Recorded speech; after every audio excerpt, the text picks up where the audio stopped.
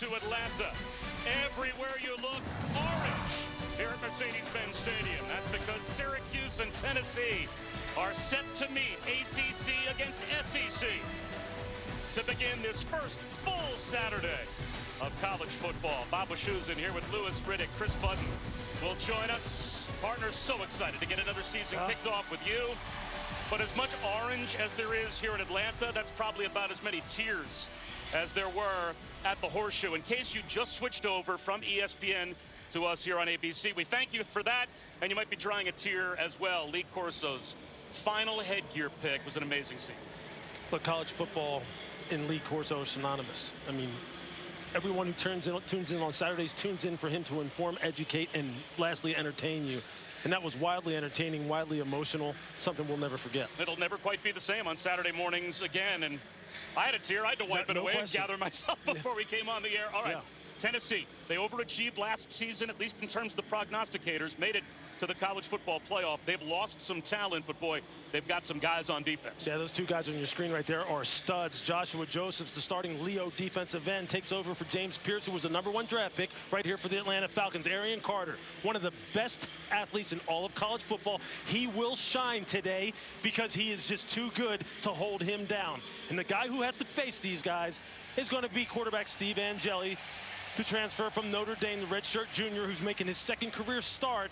He is going to be the one who's going to have to get this ball out of his hands quick and try to figure out a way to manufacture points for the Syracuse Orangemen. A new quarterback for Syracuse, a new quarterback for the 4th consecutive year for Tennessee. If you don't know the story of Joey Aguilar, wait until you hear it when Chris Button brings that to you in a moment as we come back after these messages and a word from our ABC stations.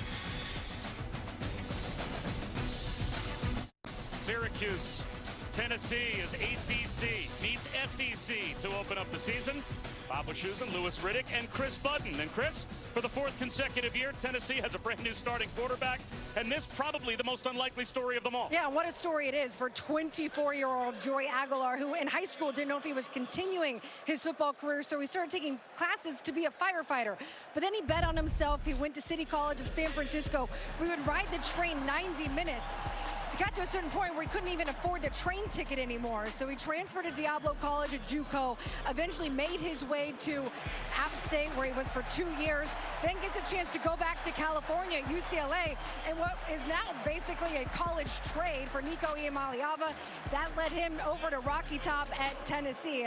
And while Josh Heupel has said this has been a ramped up study session for him to learn this offense, we spoke with Heupel yesterday. He said, that's not my concern. What I know about this kid, he has played a lot of football. 6 years worth, Bob. And Chris, Syracuse just won the toss and deferred. So the ball will belong to Joey Aguilar to begin, as Tennessee will get the first offensive possession. And Louis, you know, talking to Joey Aguilar, I asked him, what was your biggest moment of doubt? He said, you know, when you're in high school and you think you're pretty good and no one calls, there's no recruiting interest. And he spent 2 years after high school without football because COVID hit.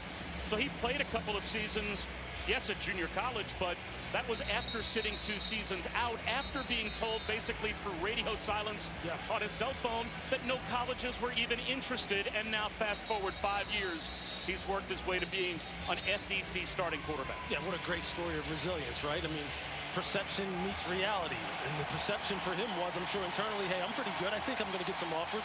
The reality is that you didn't. And then how do you react to those circumstances? Just like he's going to have to react to some circumstances right now, because Fran Brown and the Syracuse Orangemen said, let's get a look at what you got. Both of these teams won 10 games last season, the debut season for Fran Brown. And he, of course, has a brand new starting quarterback of his own. We will see Steve Angeli when the Orange get the football, but it will be Tennessee to begin the Aflac kickoff game underway here in Atlanta. Dwayne Morris just inside the end zone, holds onto it for a touchback. So here indeed comes Joey Aguilar, who 5 seasons ago, as Chris said, gave serious consideration to giving up football altogether and pursuing his dream of being a fireman. Took some firefighting classes in high school and junior college, was enamored with the idea, But he had some friends that said, you know, you're actually pretty good at football. Maybe you should not give up on that dream. He didn't. He went the junior college route, worked his way to Appalachian State. You could see through for nearly 7,000 yards at App State. And that got him a ticket to UCLA. Of course, Nico Iamaleava takes his spot, so they flip schools. He's now at Tennessee. And it looks like they accidentally, you know, it is. It's the first Saturday for everyone. They left the kicking tee on the field. Work out some of the kinks here before we get going. But yeah, Bob, this is a great story of Joey Aguilar. And we're going to see right now this Tennessee and Josh Heupel, they lean on this run game and just kind of ease him into this football game. Now they'll go play action on the first play of the game. It's already a catch and run completion. Aguilar is able to find Mike Matthews for a Tennessee first down, a gain of 13. And how about Mike Matthews? Look, they are counting on this sophomore to be a big contributor this year. What a great way to get started. A quick bubble screen. And that works to perfection as well. Chris Brazel picks up 9 to make it 2nd and 1. Well, offensive coordinator Joey Halsey said, hey, we may not take big shots down the field. We'll see how this goes, how we get him started in this game. How about 2 for 2? Play action, 2nd and 1. He wants it all. A jump ball. Incomplete. Flag out. Matthews and Brazel were both downfield. And the freshman Demetrius Samuel Jr. was there in coverage for Syracuse.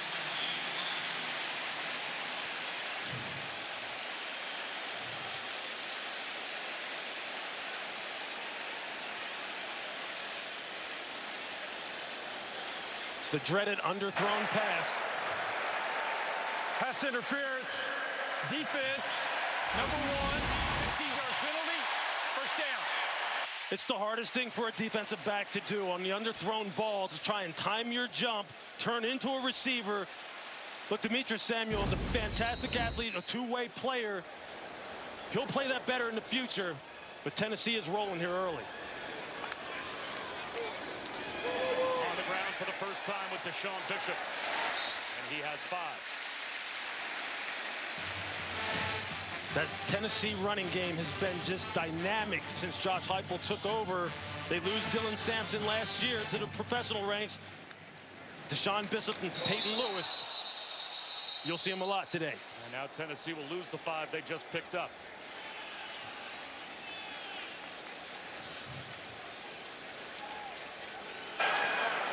False start. Offense, number 74, 5-yard penalty, 2nd down. Sham Umarov, a somewhat surprise starter at left guard, because the true freshman number 1 tackle in America, David Sanders Jr., that was supposed to start at right tackle, dinged in practice this week, woke up this morning, didn't feel well, and so they have to shift around their offensive line to make up for the loss of Sanders. Aguilar, well protected, now extends the play. And that's incomplete, broken up by Demetrius Samuel Jr. Again, that's a young man that enrolled in January at Syracuse at 16 years of age. He only turned 17 in April. Yeah, he's a young man who's going to play both ways at some point for Syracuse. A 4-star, he's just, when you watch his high school tape, it's just fantastic. He's like a man playing with boys, and he's out here on the Autobahn in the fast lane against this offense. And they're going to test him early and see what he's got. He is more than wired for the challenge. 3rd down and 10. Chance for Syracuse to get a stop. Aguilar sets up the screen. Bishop gets a block. Has the hash marks in a lane. Into the red zone he goes. Well-executed screen by the Vols. Dennis Jaquez Jr. They have saved a touchdown after a gain of 21. I mean, what a great call by Josh Heupel. The middle screen, you just see Joey Aguilar just taking his time, letting it set up. They don't take their time for long. And there's a form tackle at about the 17-yard line. Well, that's an excellent hit from Devin Grant as he brought down Deshaun Bishop. And he was a great young man to talk to. We visited with him. Devin Grant going to move all over the field, playing the nickel, play safety, and he is a hammer coming downhill. That is his forte. And he's going to have to make a lot of tackles against these backs from Tennessee that can run it as well as anyone. A gain of 1, so 2nd and 9 in the red zone. Aguilar, quick hitter to the sideline, incomplete. slightly mistimed to Matthews. So now 3rd down and 9, and another chance for Syracuse to get a stop. You see Joey Aguilar, he's been showing nice field vision and nice composure. See, Mike Matthews may have taken it upfield a little bit far. You see how that ball was a little bit behind him. You just wonder if that's a little bit of miscommunication on the part of the new quarterback and one of the wide receivers that they're counting on here. A big 3rd down here in the high red zone.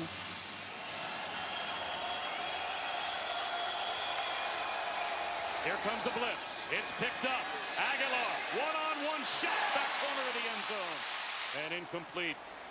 He overthrew Brazel. And again, Demetrius Samuel, they tested the freshman, and he was in good position. Yeah, he tried to run a double move on the outside, a little stutter go. You're going to see it up at the top. You see Aguilar try and look off the safety, and then come back to the strong side and just throw that thing high and back shoulder. Chris Brazel, 6'5", 200 pounds, trying to get that ball up high over the young freshman cornerback, not quite able to connect. So Syracuse gets a stop in the red zone. Max Gilbert from 34.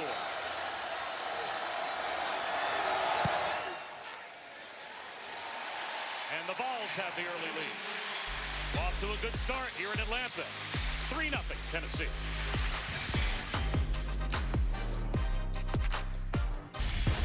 Tennessee with the early lead. Lewis Riddick, how about the keys for both teams today? Yeah, except for the Syracuse Orangemen, about controlling both lines of scrimmage. They get a chance to do it offensively here, win the turnover margin.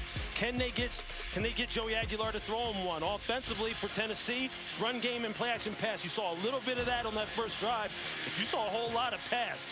And for the defense, now we get a look at this Tennessee defense that I think is one of the best in all of college football. They have been fantastic at creating negative plays under defensive coordinator Tim Banks' direction. We'll see what they got here in terms of the 2025 version of the Volunteers defense. Malachi James holds the New Jersey State record in the 100 meters. He's back deep to receive, but a good job by Josh Turbyville to say, you're not running it back. This is going to go through the back of the end zone. So now Steve Angeli.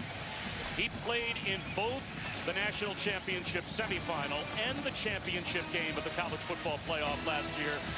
And his seminal moment really was against Penn State in the semifinals. Riley Leonard gets knocked out of the game with a possible concussion in the 2nd quarter, and Angeli comes off the bench cold and leads his team right down the field to kick a field goal before halftime and get Notre Dame on the board. He goes 6 of 7 on that drive. So small sample size, but he certainly has proved that he can do this.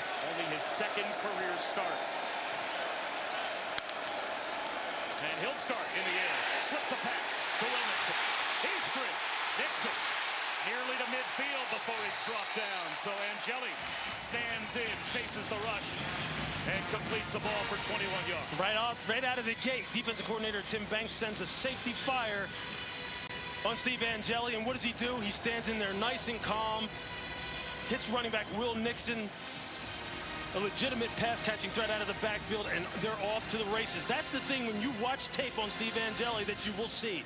Very calm under pressure, very analytical, gets the ball out of his hand on time to make good decisions. He's going to need to do more of that against his Tennessee defense.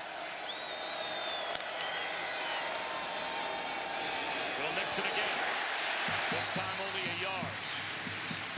Joshua Josephs, one of those Leo rush ends that you talked about before the game started, comes up and gets the tackle right at the line of scrimmage. Yeah, Joshua Josephs, this is the guy. Now you're going to see him down at the top of your screen. You see him there, just ride the tackle down. Demetrius Weatherspoon, keep his outside arm free. Don't let the ball get outside of you. He's one of the best young defensive linemen in the country. I think we'll be calling his name a lot today. The Texas transfer, Jonte Cook in motion. And now Yasin Willis to the right of Angeli. He gets a chance. He runs through contact and powers his way across midfield. Josephs made first contact near the line of scrimmage. Boy, Yasin Willis, he may have delivered more punishment than he took. I'll tell you, Yasin Willis is the truth now. He said he worked hard as we see a player down on the field. I think it's Jackson Moy, the interior defensive lineman for the Tennessee Volunteers. They're not really deep on this defensive line. Timeout on the field. Hopefully he's okay.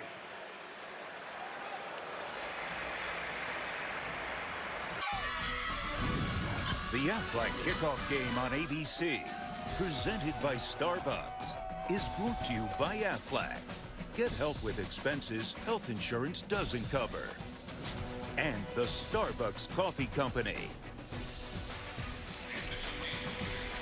Tailgate Town's a fun place to be outside the stadium as we take a look at our impact players, brought to you by Fairfield by Marriott. I think you already seen the impact that Yasin Willis can have on a defense, the way he just treated Joshua Josephs. Demetrius Samuel, the do-it-all freshman. Tennessee has already tried to attack him. Deshaun Bishop, the running back from Tennessee. He is a stud. And Arian Carter, we haven't called his name yet, but I'm sure we will here soon. The do-it-all junior linebacker. Big third down. Angeli spreads things out. 3rd down and 5, just into plus territory. Trying to get Tennessee, possibly Lewis, to tip their hand. And you can see this veteran secondary just trying to hold their look, hold their shell until the last minute. Passing it off. Looks like there's going to be some zone coverage. 4-man rush. Angeli floats one high, and he's got a first down hooked up.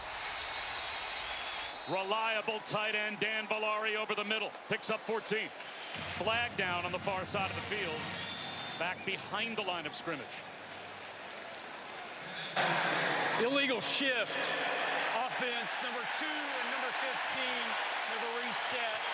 5-yard penalty, 3rd down. So the 2 wide receivers, Jonte Cook and Darrell Gill Jr. You can see here's Darrell Gill. And then they're talking about receiver up at the top. They're saying that he didn't really reset. Jonte Cook coming in motion. See Fran Brown on the sideline arguing about it.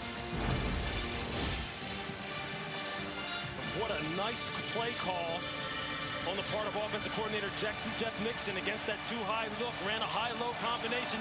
Angeli read it out perfectly. He looks very comfortable, Bob, so far here early in this game.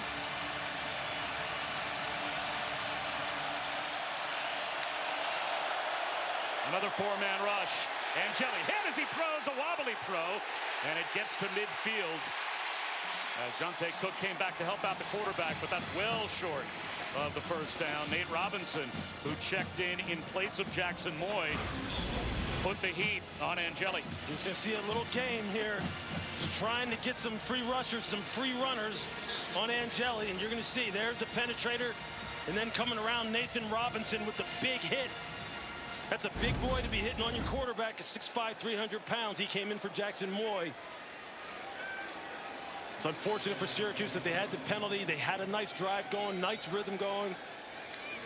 That's a good start for the Syracuse Orangemen offense. The 5th-year senior Jack Stonehouse trying to flip the field. And a punt that is fair caught by Braylon Staley inside the 15-yard line. So now the up-tempo Tennessee offense will be back on the field. The last time the defense was on the field for Syracuse, this is what their head coach was telling them. Take a deep breath. He sure was. And what did he tell us in the meeting? He said, look, I think my football team, although we're better, I think we're more talented. We're starting to get the body types that we want. He said, we're still a little immature. I think my role in this game is going to be to calm them down and kind of like step in here. It's not player-led yet on a wide basis as far as the leadership. I'm going to have to insert myself. There's an example of it. And they look like they're up to the challenge here today. They're playing well so far. 2 tight ends in the backfield. And that helps to pave the way for Peyton Lewis. 6 yards right up the middle. There's the second head of the 2-headed monster between Deshaun Bishop and Peyton Lewis. These guys have home run speed and they run the ball hard. Play action. Aguilar gets loose. Aguilar. A first down and more. All the way out close to midfield on the scramble. What the freshman Antoine Delorier made the stop. A heck of a job by Joey Aguilar as far as just avoiding the rush, pulling the ball down and picking up positive yardage. Quick hitter to the sideline. Another hookup with Chris Brazel as we go down to Chris. Yeah, they want them to stay calm, but watching that Syracuse defensive coaches telling their defensive front, we feel like you can win the battle up there. Make sure you're forcing that O-line to move their feet. Yeah, you've definitely seen it as far as Syracuse's defensive front. They are really testing Tennessee's revamped offensive line. Remember, the fantastic freshman David Sanders comes down with an injury. They had to make 3 moves, really, to fill that right tackle spot. And so now Syracuse is putting the heat on them up front. Play action. Aguilar. Timing route to the sideline through the hands of Matthews. I mean, what a beautiful route by Mike Matthews. Running the deep comeback. He ran it perfectly again. This is just an example of a quarterback and the wide receivers getting on the same page as far as the timing. Joey Aguilar had a penchant for delivering the ball high. It had something to do with his mechanics. Josh Heupel told us they've been working hard on it. And here we are, another key third down. And you've already seen Joey Aguilar's legs become a factor in his football game with his ability to scramble.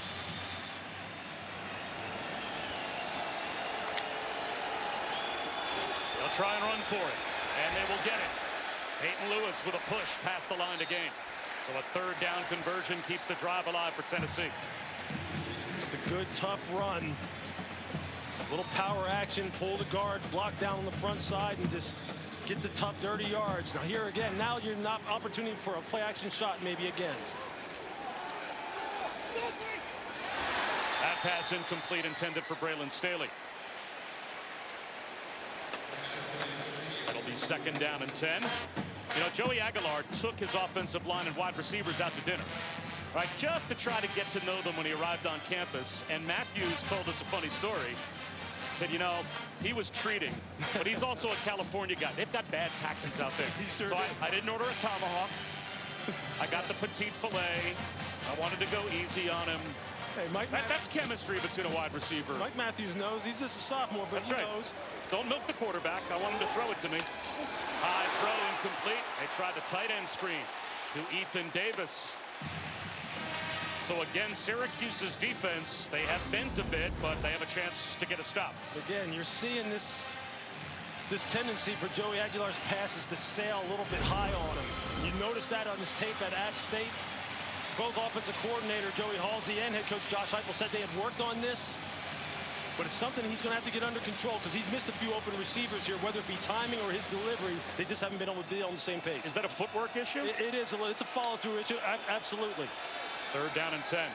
Aguilar stands in the pocket. That time he delivers a strike. No doubt about it. Hook up with Brazel for a first down. And that's nice eyes by Joey Aguilar as far as holding the backer inside, just opening up that throwing window on the curl route to Brazel. Boy, they waste no time. Here's Peyton Lewis. Tracked well by the Syracuse defensive front. Delorier came through to bring him down after a gain of a yard.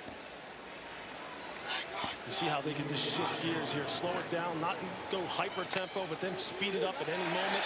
And they force with the quick snap Syracuse to jump. Looked like Tank Wilson was in the neutral zone and made contact. Offside. Defense, number 4. 5-yard penalty. Second down. So Tank Wilson makes it second down and 4 with that penalty. And that will put Tennessee back in the red zone. Tank Wilson's someone that the Syracuse coaching staff is really counting on.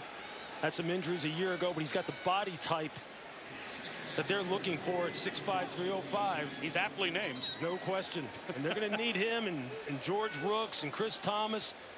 That revamped interior of this defensive line, they're going to need it to be big against this rushing attack that you can see already can be potent. 10th play of the drive. Again, it's Peyton Lewis. First down. And it should be goal to go as he gets to the 10-yard line, it appears. And as Jaquez made the stop, but first and goal for Tennessee.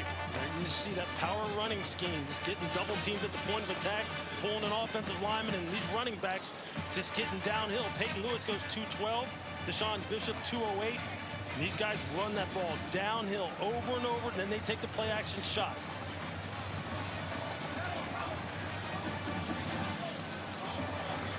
Plenty of time on the play clock as they bring in that 2 tight end look once again. Tennessee does.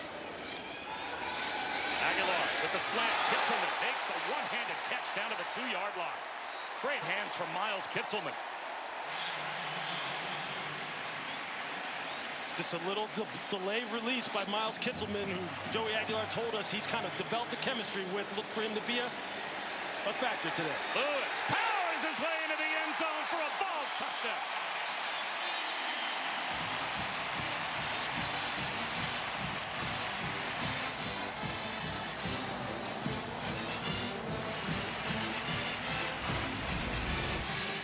get a double team at the point of attack and pull the tackle around. You're just going to see him hit it downhill. Just old-fashioned football, just old-fashioned gap scheme football. And there it's just mano-a-mano in the hole. Peyton Lewis against Derek McDonald. Peyton Lewis won that one. We said it early in this broadcast. This running game for Tennessee is what they hang their hat on. The power running game. And it's showing up early. 12-play, 85-yard touchdown drive. And Lewis, this revamped offensive line for Tennessee looks pretty good early. Yeah, all the different changes that they've made with the injury to David Sanders. So far, so good. 10-0 Volunteers.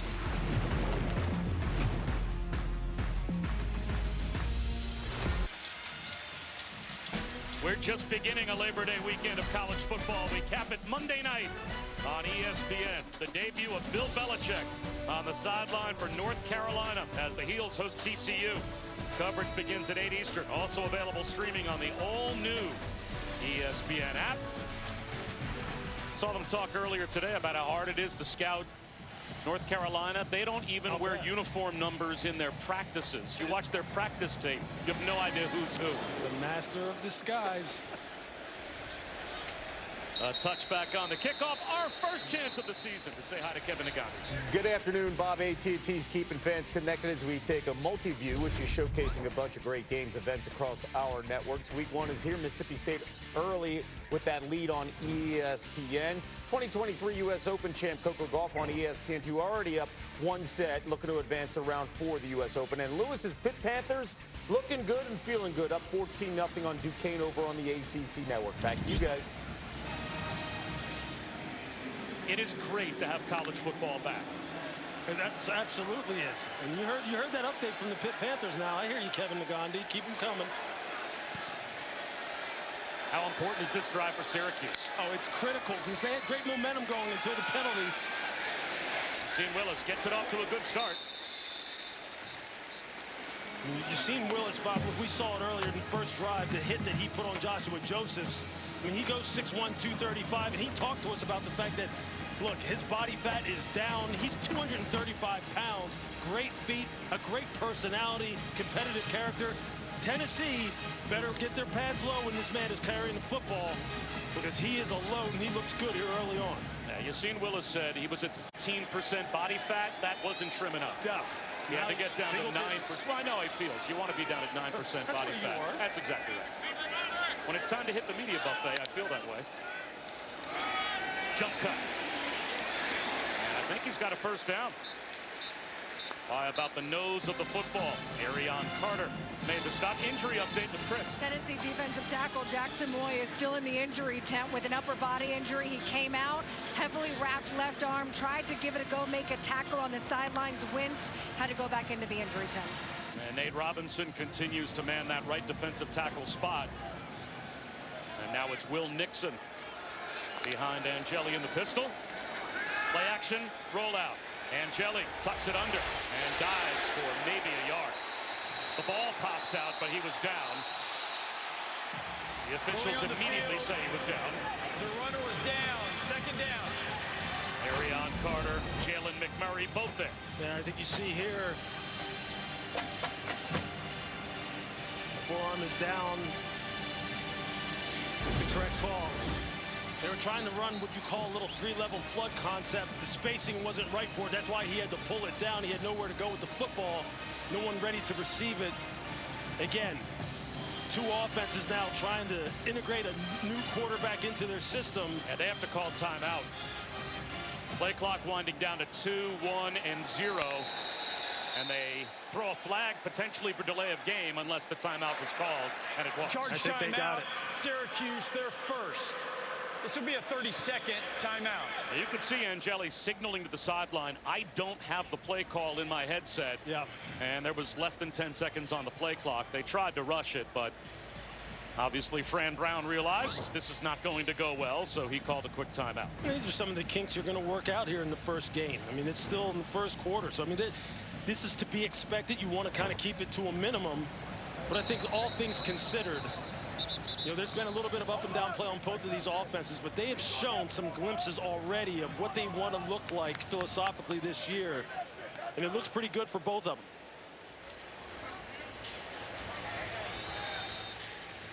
Syracuse, a 10-win team in the debut season for Fran Brown. That 10-win season tied Paul Pasqualoni all the way back in 1991 for the most wins at Syracuse ever in a debut season for a head coach. Yeah, it's spectacular what Fran Brown was able to accomplish. He's one of the very, very best recruiters in all of college football, and he still has work to do, but he's got him going. And now a completely different look after the timeout. Empty. 5 wide. 4-man rush. Angeli floats one over the middle. It's tipped and almost on the carom caught. Idris Farouk broke it up as that ball floated to Jonte Cook. And he was a little bit late on his release, waiting for the wide receiver to uncover. Flag down on the far side of the field. Ineligible receiver downfield. Offense number 89 was covered up. Will Tennessee take the penalty? You're going to see it's right here. He's covered up. If he's going to be on the line of scrimmage, he's going to have to be off, but he's not. Makes the tight end, Dan Villari, ineligible. I still don't think Josh Heupel has decided whether to take this penalty or not. Talking with the officials on the far side. When you take the incompletion, you make it 3rd down and 9. Tennessee is elected to decline the penalty. It's 3rd down. So Heupel takes the down rather than the 5 yards. And it will be 3rd down and 9 for Syracuse. Leaning on that defense, expecting them to be able to get off the field in this 3rd down and longer yardage situation. You see they got some fresh bodies in here to rush the passer. 31, Caleb Herring, the junior, who I think is one of the best athletes on their team as well. You see him right here at the bottom of the screen. Keep an eye on him. They show blitz. They'll back out. 4-man rush, but it still gets home as Angeli's got no chance. Arion Carter, a little delayed rush, and he was completely unaccounted for. What a great look, a little simulated pressure. You're going to see him delay and then come down the pike. They're still only rushing 4 people, but they make it look like they're going to bring 5 or more. It's still only a 4-man rush. It's just a great disguise on the part of Tim Banks, a defensive coordinator who I think is one of the best in the country. And Arion Carter, we talked about him in the open. He can do it all. We don't have a conversation about good defensive football where you don't bring up the name Tim Banks. Tim Banks, I just think he is a fantastic defensive coordinator, great communicator, great strategist, understands personnel, and he has got some dudes to work with. Tennessee consistently is well coached in that area. Delay game. Kicking team. 5-yard penalty. 4th down. And even after the sack, Syracuse a little late getting their punt group lined up, and they take 5 more yards. So now Stonehouse will be kicking this away from about his own 10-yard line. Here's an opportunity for a return for the true freshman DeJuan Morris. He's going to call for a fair catch. That's a terrific punt all the way down to the 22-yard line by Stonehouse. 57 yards and no return. As we take a look at who's bringing the heat, brought to you by the Sonic Smasher. This is a nice job there by the Tennessee Volunteers on the part of Joey Aguilar. Seeing the pressure, escaping the pocket, using his legs to pick up a 1st down there. Good pass protection, nice delivery on the curl route, and then just the tough run by Peyton Lewis, just taking Darren McDonald and driving him back into the end zone. This running game is a staple. We've said it for the Tennessee offense, and they are marrying it perfectly with the passing game in terms of where they're calling the plays. Joey Aguilar just has to get a little bit better as far as his accuracy, his mechanics, just get consistent. And now they've got a fresh running back in the game, Star Thomas, who led Duke in rushing last season. He's in for the first time to Aguilar's left. Instead, it's a slant, dropped. Boy, right on time to Brazel. And it got to his chest plate and bounced right off for an incompletion. I mean, if you're Chris Brazel, you've got to make this catch. It's right in the numbers. You got to get your hands situated so it's not bouncing off of your pads. And Chris Brazel is a home run hitter. He's a guy who's played a lot of football. This wide receiver core, in order to get Joey Aguilar comfortable, they have to be dependable. He has to put it where it needs to. They got to work out the kinks. Star Thomas, 1st down. He picks up 13. Again, this gap scheme is just really working for Tennessee right now, meaning just blocking down, pulling guards, tackles, and getting the ball north and south. Nice cutback as Thomas fights his way for about 4. Gary Bryant came up to make the stop, and Gary Bryant, a transfer from South Dakota, who reached the FCS semifinals last year with South Dakota. You said he popped on tape. He absolutely does. Just plays with a lot of passion. Aguilar, play action, timing route, perfect. Braylon Staley, first down in plus territory, 14 yards. There's the play action game. You just hammer them with the run game, and then you just marry the play action game off of it. It's just classic offensive football.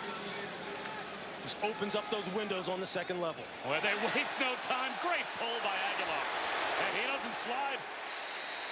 He takes on Devin Grant in the open field, lowers his shoulder. And what did Josh Heupel tell us about the quarterback's responsibility as far as the run game? He has a big role in that as far as being able to control the front with this zone read type of scheme. Nice job by Aguilar there.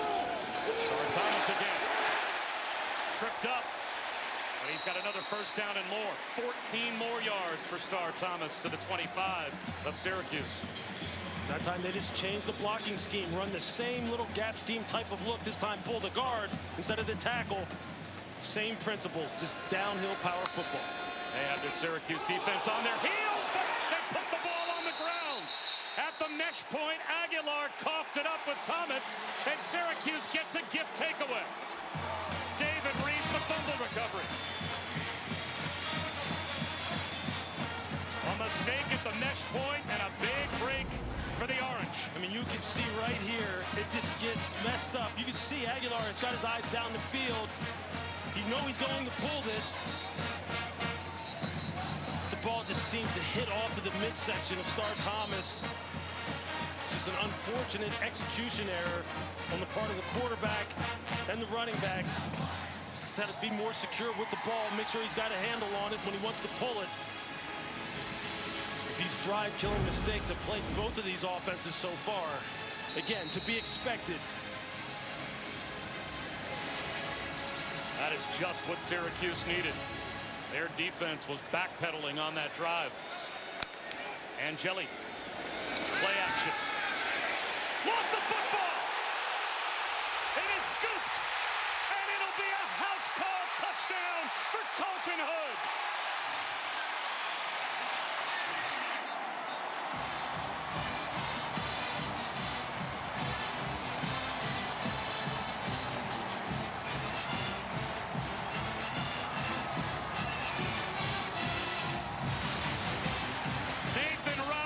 Knocked it out. Colton Hood, the scoop and score. Just one play after Syracuse got a takeaway. Tennessee takes it right back. That's 2 series in a row that Nathan Robinson has made his presence felt in the pass rush. That time, a nice hit on cornerback Steve Angeli, gets the ball out. Colton Hood just running to the football, scoop and score. It's taught to you from day 1 of training camp.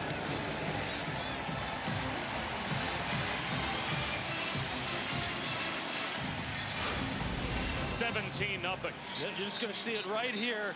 Defensive lineman Nathan Robinson. Just watch him continuing to work, continue to push the pocket. Keep your eye on the quarterback. You see the left hand come out. Steve Angeli doesn't have the ball secured. And then here comes Colton Hood. Johnny on the spot. Just run to the rock and then just go ahead and catch it in for 6. You got to keep 2 hands on the football. Got to be secure with it when you're in traffic like that. And this is just a swarming defense with a bunch of great athletes. And once as a defensive back, you see the ball on the ground and you get to turn into your former self. Maybe you were a running back or a wide receiver in high school. You know you're trying to get that ball across the end zone. And Colton Hood gets the start today in place of Tremont McCoy, who is Tennessee's best defensive back. When he tore his ACL back in January workouts, still trying to come back, has returned to practice, not able to play today. His replacement scores a touchdown. How about that? Colton Hood, the transfer from Colorado. You look at his tape out there. Real good man coverage guy. Great competitive character, and you see it there. Just flying to the football. That's just what Tennessee's defense is known for. How hard now for Fran Brown to get his team to calm down when you've got a Tennessee defense that is rolling. Now, they don't normally scoop and score. The first time they scored a fumble return touchdown since November of 2023, but they play like this, in-your-face, stingy defense. This looks like the same Tennessee defense from last year. Yeah, well, unfortunately for Syracuse now, it makes you a little bit one-dimensional. You know, now that you're down 3 scores, you see, now you can unleash those pass rushers on them, Bob, and you just hope that offensive coordinator Jeff Nixon is able to maintain some kind of balance, because if not, this game could get out of hand. He calls his son's number as Will Nixon runs one for his dad for about 3 yards. As Will Nixon started his collegiate career in Nebraska, was able to graduate with a couple of years of eligibility left at Washington, and decided, I want to go play for my dad, who's the play caller at Syracuse. And he is doing just that now with 30 seconds to go in the opening quarter. They just got to stop hurting themselves, stop killing their own drives, and just put some plays together and see if they can get some points on the board. Angeli to the sideline. Comeback route. Very close to a first down. Right at the line to gain the catch made by Tyshawn Russell. It looks like that might take us to the end of the first quarter. And it will. At the end of the first quarter. So Tennessee's offense has scored and their defense has scored. And we'll be back after these messages and a word from our ABC stations. Focus and survive the surge. They're doing a heck of a job putting pressure on us from their defensive line and their secondary. And then from an offensive standpoint, they're just going real fast. We just got to be able to survive the surge, win in the red area. We'll be fine, though. Thank you, Coach. Thank you. Well, nothing is going to rattle Fran Brown. No. And his calmness, you would think, is certainly going to translate to his team. We'll see if they respond. Yeah, they just got to stop hurting themselves offensively, Bob, as we mentioned earlier. Give the quarterback some time. The receivers have been doing a nice job of running precise routes on the outside. They have a good scheme to go against some of the things that Tennessee likes to do. And they just can't find themselves in 3rd and long type of situations. Now, I know that sounds like a lot, but that's football. Willis and Nixon both in the backfield. Nice patient run to the sideline. Footwork for Yasun Willis. Well, again, Fran Brown, with what he's been through, his mom was pregnant with him at the age of 13. And he grew up in Camden, New Jersey, which back when he was a youth was one of the most dangerous places you could possibly grow up. But he had a village that helped raise him. His Uncle Charles took him to football practice, and for a while he moved in with his high school football coach, Mark Peace. And he had so many opportunities, Lewis, to make the wrong decision and go down the wrong road, and never really did. And he said there were enough people who kept him out of making those decisions. Angeli, over-the-shoulder opportunity, and there's the flag. Justice Ross Simmons had a step on Ricky Gibson. It's a nice release. Pass interference. Defense, number 1. 15-yard penalty. First down. And you see Justice Ross Simmons just beats Ricky Gibson at the line of scrimmage. He panics a little bit at the catch point and puts his hands on the waist of Justice Ross Simmons. Syracuse has shown you they've got some speed and they've got some playmakers on the outside. Jonte Cook, the transfer from Texas. Tyshawn Russell's already showed up. Russ Simmons, Darrell Gill Jr. They've got some guys that they can get the ball to. They just got to give Angeli some time and be consistent with their execution. The burner, Malachi James, now lines up in the backfield. Play action and a rollout for Angeli. Dumps one off Malari.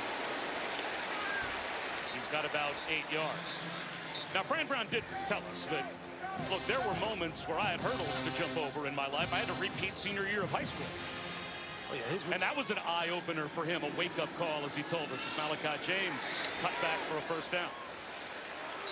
His resilience is something that's just absolutely spectacular. He's just so calm and poised, and it's about the journey with him. And he's trying to teach, as he said, he said, look, I'm trying to pour into these young men, because the better men I can make them, the better football players they're going to be. It goes hand in hand.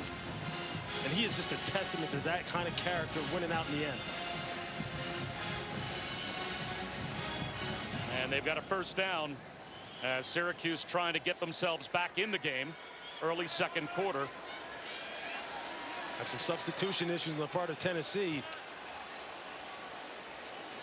The Vols late running a 12th player off the field. Angeli play action.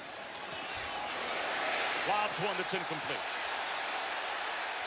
Dante Cook tied up. Chris? Fran Brown's upbringing is a huge influence on how he coaches these guys. He has an acronym DART. It stands for detail, accountable, relentless, tough. The idea is if I can get them to be men faster, they'll make better choices. Devin Grant told me it's something I think about when I'm not paying attention in class. Details, accountability. It's throughout my entire life because of things that I've learned from this man. Those 4 pillars, I mean, it just applies to everything that you do. And the fact that these young men are taking it off the field and remembering it and all the life choices that they make, that's exactly what Fran Brown wants. Nice fake by Angeli, but holds onto the ball and now has to throw it away. Wanted a throwback to the opposite side of the field. It wasn't there, and Josh Josephs does not give you much time to choke the ball down. He had to throw it away. What he wanted to do was hit the tight end throwback. And you see he's going to get knocked down and he can't get to him. You see him look. You see the tight end on the ground. He's trying to get up, and by that time he's in. The defense is in hot pursuit. Nice play call on the part of Jeff Nixon, offensive coordinator. Unfortunately, the guy who was looking for it just wasn't available. Syracuse 0 for 2 on 3rd down. And looking at a blitz possibly on 3rd and 10.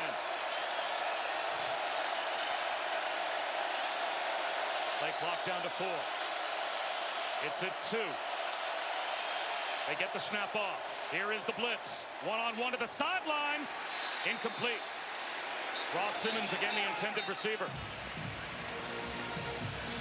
Hand-to-hand combat with Colton Hood. And this is what Colton Hood is good at. You see his eyes. You see how his head is tilted down. He's looking at the waist of Justice Ross Simmons, not looking at his chest and shoulders where you can get faked out.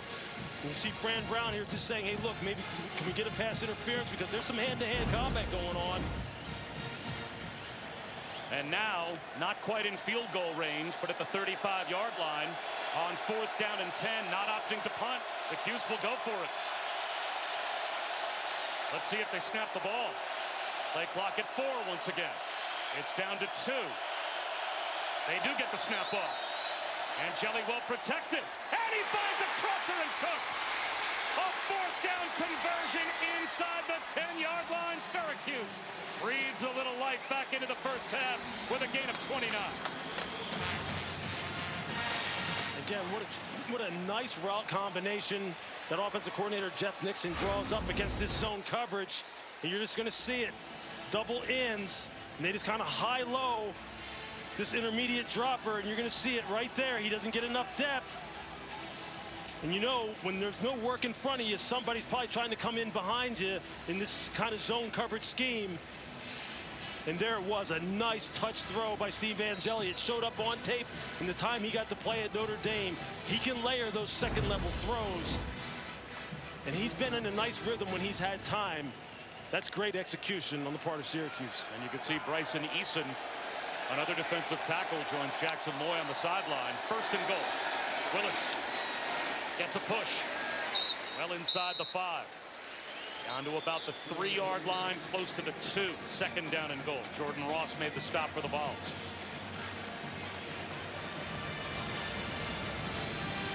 Critical for Syracuse to come out of here with points, preferably with the touchdown. And you know some kind of ball handling is going to be involved here as far as maybe a proof play, some rollout, some play action. The wide receivers have been able to get some separation on the outside a little. They got some one-on-ones at the top of the screen. Angeli, the pitch. Willis looking for the pylon. He's in. That's a Syracuse touchdown.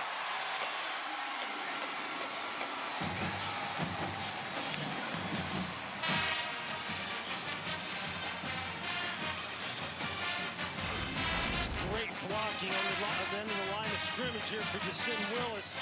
Just watch it as it comes into your focus here. You see there the little zone read. You see him pitch it as Arian Carter takes Steve Angeli, but you see the blocking out on the perimeter. by the wide receivers, holding up the defensive backs that are really trying to keep that ball from getting outside. That's this great team offense. A great read by Steve Angeli. And Syn Willis. Nice start. How about Chris Button talks to Fran Brown, and Fran Brown says we'll be fine. And his team just goes out there and puts together an 11-play touchdown drive. I mean, that's just great football character, great composure. They're growing up right in front of Fran Brown's eyes, just like he wants it. So fresh. Come on. The Aflac kickoff game on ABC, presented by Starbucks, is brought to you by Mercedes-Benz. A response drive from Syracuse makes it a game again. Syracuse's first 3 offensive possessions netted 14 total yards. That last drive, though, 11 plays, 75 yards, and a touchdown. And a touchback here on the kickoff, Luke. What a great job here on this speed option. Look at the blocking here on the perimeter, and then watch the conflict here of Arian Carter, number 7, at the point of attack. T-Lander can't get over. Here you see Joey Aguilar makes the correct read. T-Lander, 22, can't get out to the perimeter. Then here's on this second look from the progressive pylon cam. You're going to see it here. Syn Willis just inside the pylon. T-Lander in hot pursuit, but just can't get there. It's just nice play calling, nice execution on the part of the Syracuse offense. Sean Bishop pushes the pile for 2.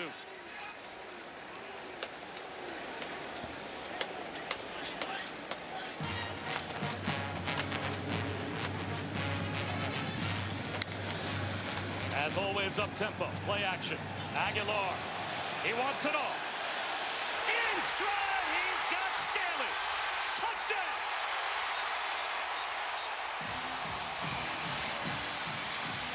What an answer by the Vols.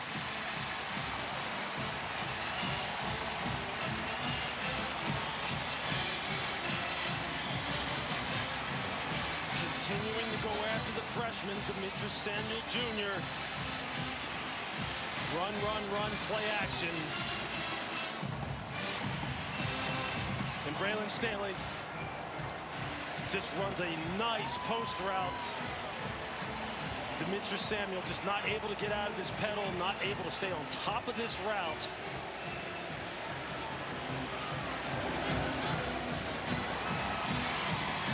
Joey Aguilar showing you that big arm that he has.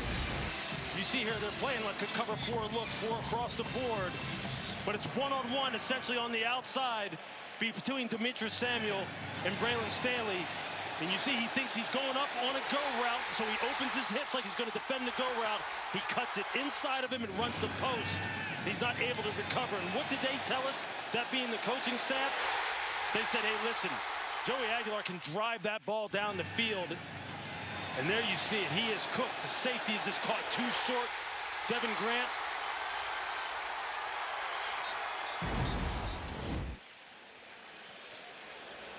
Two plays, a 73-yard touchdown. And we've got an injured player. That's Bennett Warren down for the Vols, so we'll step aside.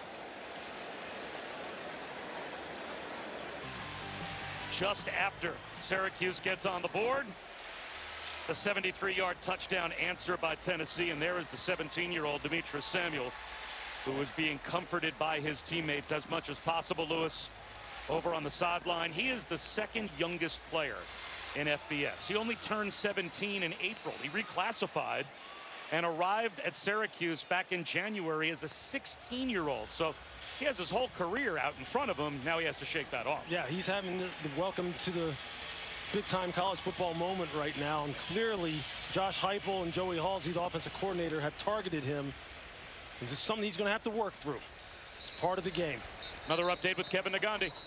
Bob here with Booger McFarland in studio. Let's go to Columbus. Number 3, Ohio State striking first, C.J. Donaldson. Young quarterback struggling, 33 yards rushing on that drive by the Buckeyes for the touchdown. Julian Sanchez handing off the ball. Arch Manning has 24 total yards. Number 1 Texas trailing 7-0 over on ESPN. Excuse me. It's Southern Miss and Micah Davis with the concentration and holding on. Right now we're tied at 10 over on ESPN. Back to you.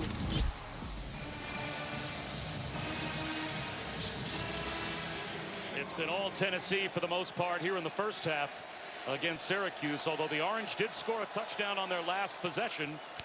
And now Steve Angeli looking for another answer. Squeezes one into a very tight window. And it looks like Cook held on, but they'll say incomplete. Knocked out of his hands and bounced back into his hands. Ty Redmond, true freshman, got the left hand around Cook for the knockaway. These Tennessee defensive backs, they all fit a certain profile. Ty Redmond, the freshman, 6'2", 192 pounds. You can tell they like him long and tall in the secondary. Lots of range and fluidity. It's what Tim Banks, his defensive coordinator, loves to coach, and they've got a fleet of them. Angeli tries the other side.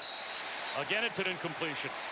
Same pattern, just as Ross Simmons, the intended receiver. That time it was Colton Hood. Different side of the field, but the same result. Yep. 3rd down and 10. Colton Hood had a little handful of jersey on Justice Ross Simmons.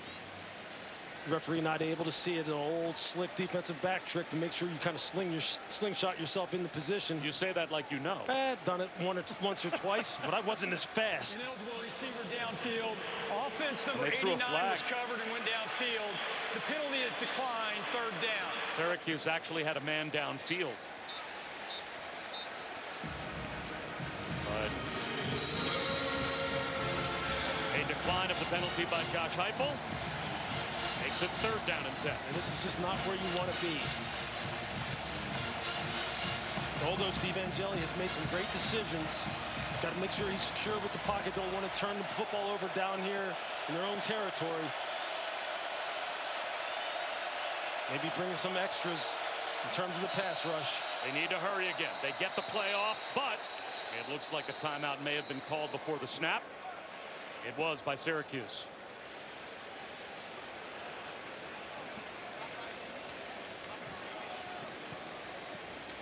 As you see, Fran Brown is trying to talk to his offense, trying to keep him Charge calm. timeout.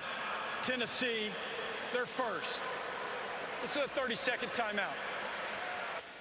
They say Tennessee called the timeout, although one of the officials on the field signaled Syracuse's way. Either way, an amazing football weekend to begin the first full slate of the season. Alabama, Florida State, LSU, Clemson. That's all coming up later on this afternoon and tonight. We'll be back here tomorrow with South Carolina, Virginia Tech, and then another top 10 matchup, this one between Notre Dame and Miami. Monday night, Bill Belichick in North Carolina hosts TCU. So the rest of the day, great doubleheader tomorrow, Monday night as well. And how about this quarterback matchup that we're going to see a little bit later on tonight? Not too bad down there in Death Valley in Clemson. We've been down there a couple times as a crew. Garrett Nussmeier, tremendous bloodlines. He's going to have to play his rear end off against a ferocious Clemson defense, especially up front with Peter Woods leading the charge. And Kay Klubnik, it's your time.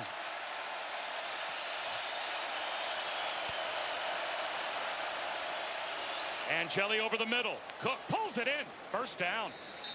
Clutch 1st down throw and catch. Angeli to Jonte Cook for 11. Nice job by Jonte Cook. He saw danger coming now.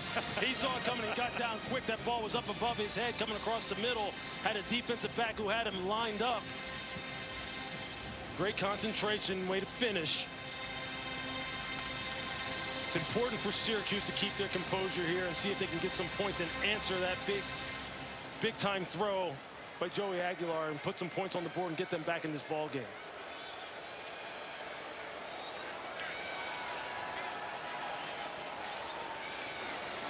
Yassine Willis finds a bit of a crease and has 5 yards. Andre Turrentine helped out by Arian Carter. He's 2nd down and 5, 2nd and 4. This is where you want to live. Now you have the whole playbook at your disposal. Willis again breaks a tackle. 1st down and more. Breaks another tackle. And he is well into Tennessee territory. Well executed play. Real nice blocking at the point of attack. You're going to see double teams at the point of attack.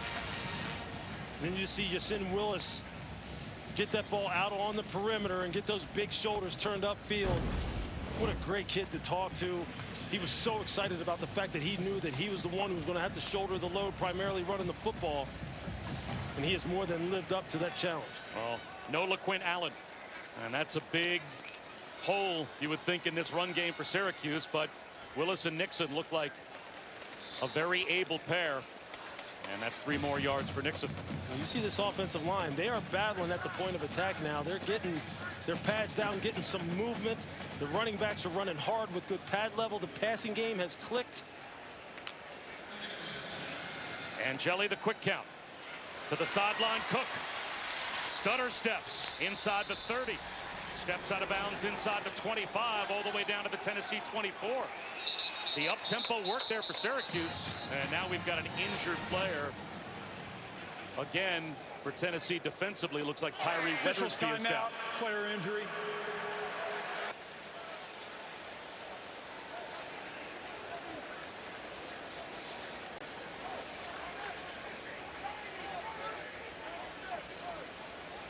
Syracuse with a touchdown on their last possession and trying to stay in this game with Tennessee as we step aside.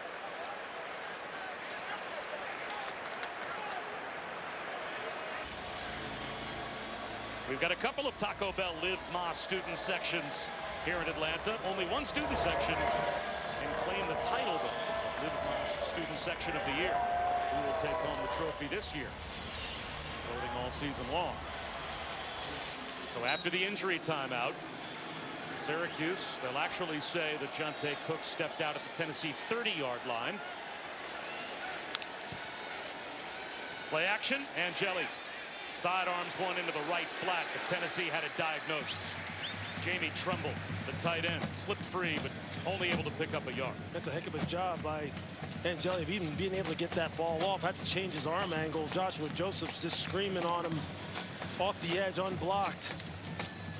I really do like the composure that Angeli has shown here today. He's going to have to lead this team back. He's going to have to be big putting this ball in the air.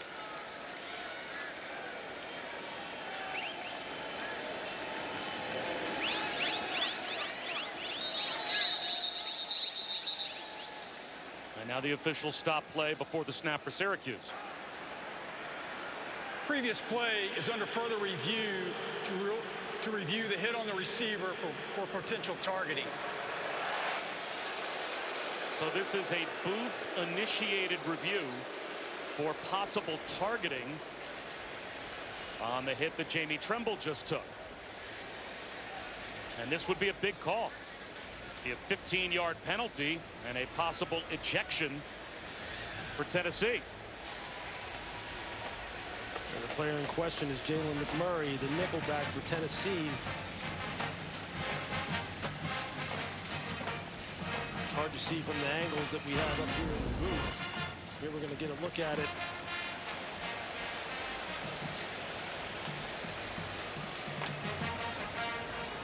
This has to be crown of the helmet. You're going to see, because you've got a player in Jamie Tremble that is a runner, so he's not a defenseless player. And I don't know that I would call that crown of the helmet. Would you, Lewis? No, it's close. I mean, it's close. It's not. Look, his head. It's right at the top of the face mask.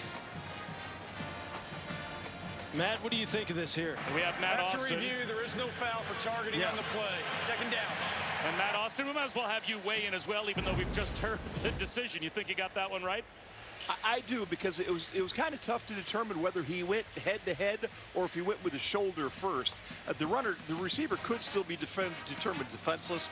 He only had a step or two to regain his balance. Could he really protect himself? So he could have still been defenseless, but I don't think the force of the contact was to the head. I think it was more shoulder, and the helmet just happened to click. So I think we're all on the same page. It's second down and 9.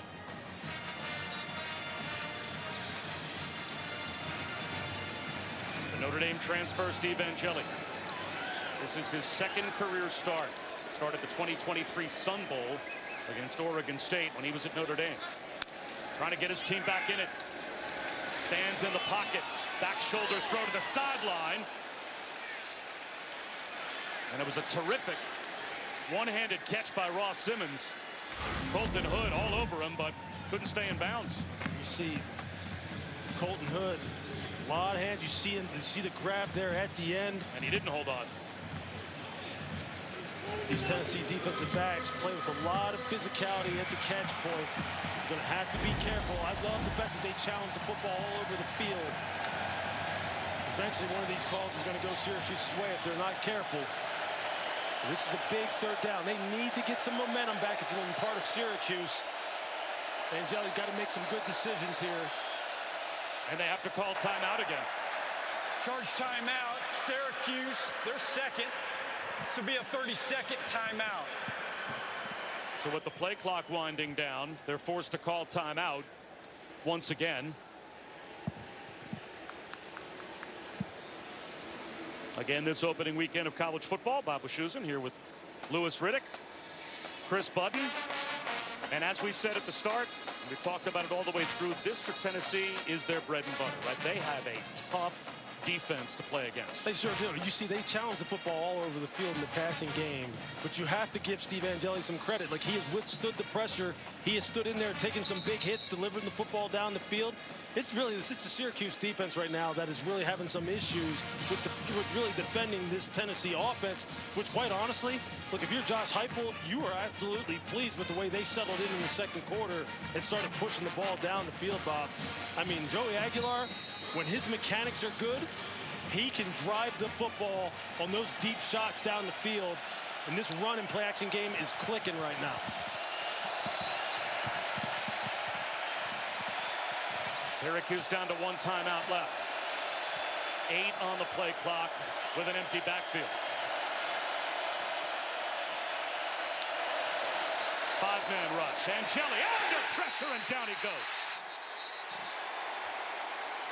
Edwin Spillman untouched with the sack for Tennessee. And just a nice pressure on the part of Tennessee. And you're going to see Spillman. He's just going to hold his guys to the second level.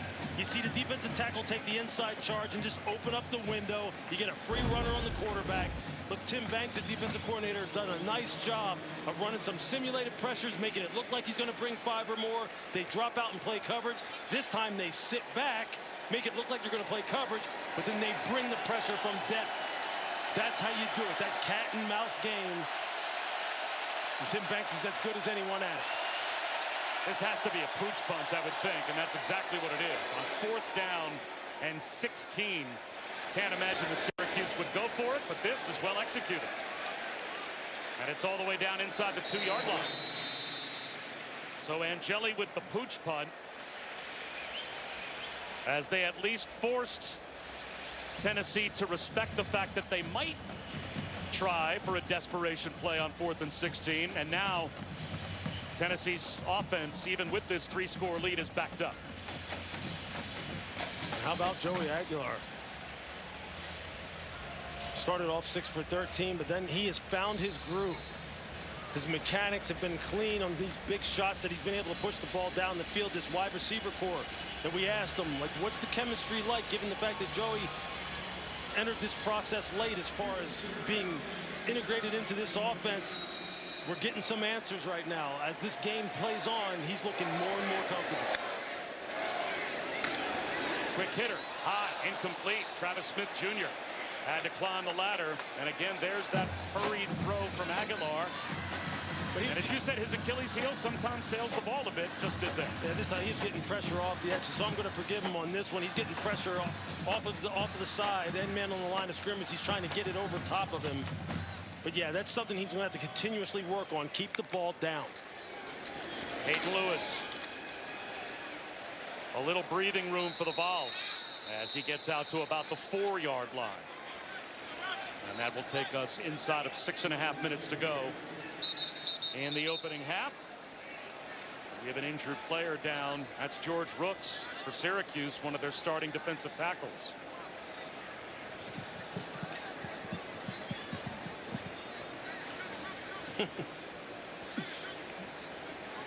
Again, Bob Wischusen, Louis Riddick, and Chris Budden.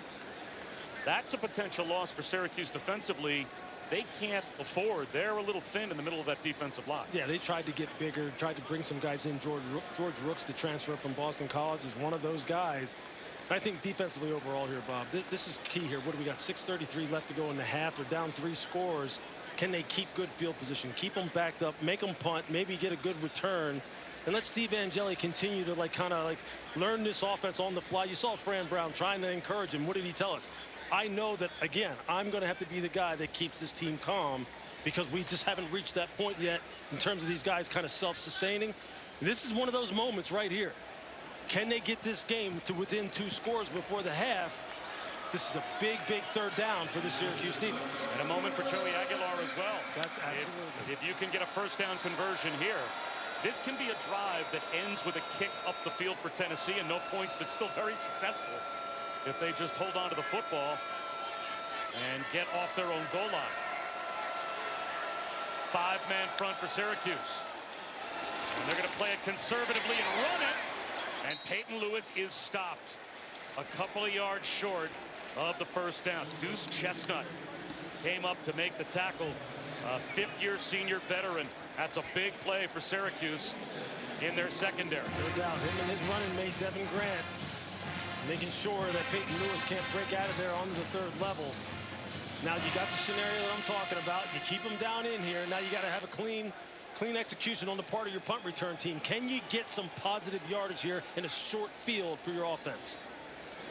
A little delay and an end-over-end kick. Davian Kerr floats left. Fair catch called for just across the 50-yard line. So Syracuse will start in Tennessee territory. And coming up today on the ACC network, Louisville hosts Eastern Kentucky at 3, and then Virginia will entertain Coastal Carolina at 6. We cap off the day with number 16 SMU hosting East Texas A&M at 9 Eastern. Each game also available on the all-new ESPN app, so you can watch anywhere.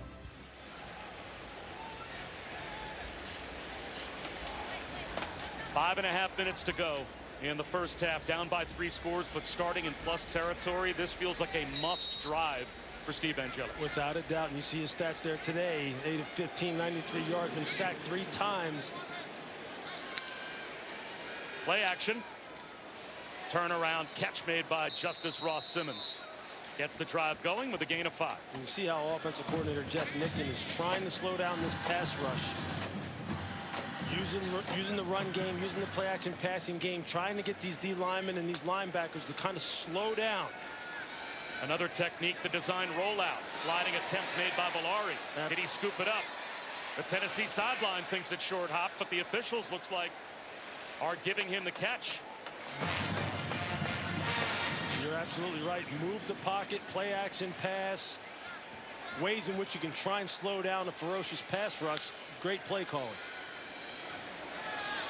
Angeli to the sideline again, and tied up on the far side was Tyshawn Russell. Good coverage by Ty Redmond. 2nd and 10. It's hard getting some separation on these corners on the outside. They're just so long and athletic. That's a true freshman. How about it? I mean, they've done a nice job here building this roster, especially on the defensive side. They've had success throwing the football over the middle off of play action. They've run some nice zone beaters over the middle. I'd like to see them attack that area of the field again. Roll out to the near side for Angeli. Floats one on his offside. Flag out. Looks like it'll be pass interference as Jalen McMurray was there for Tennessee. That's an easy call for the officials. Jalen McMurray, the ball kind of hanging up in the air. Pass interference, defense number 6, 15-yard penalty, first down. When the ball's kind of underthrown and late arriving, and you already have made a great break on it, you just kind of get your body oriented to where you don't interfere with the receiver and time your jump properly. It's one of the hard things that defensive backs have to do when playing the ball in the deep areas of the field. Fortunate break for Syracuse. Now they've got a fresh set of downs inside the plus or the minus 15 or plus 15. They've got to cap this one off.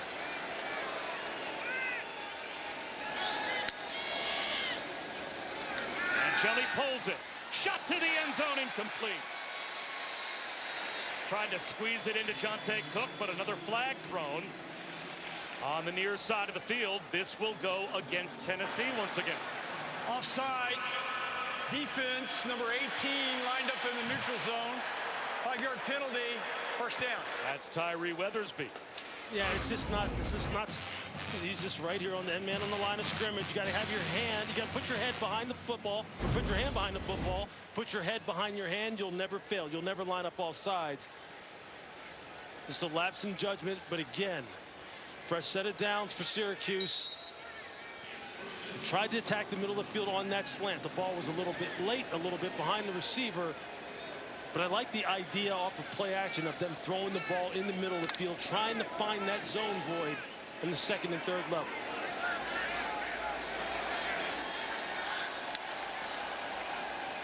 Direct snap, wildcat.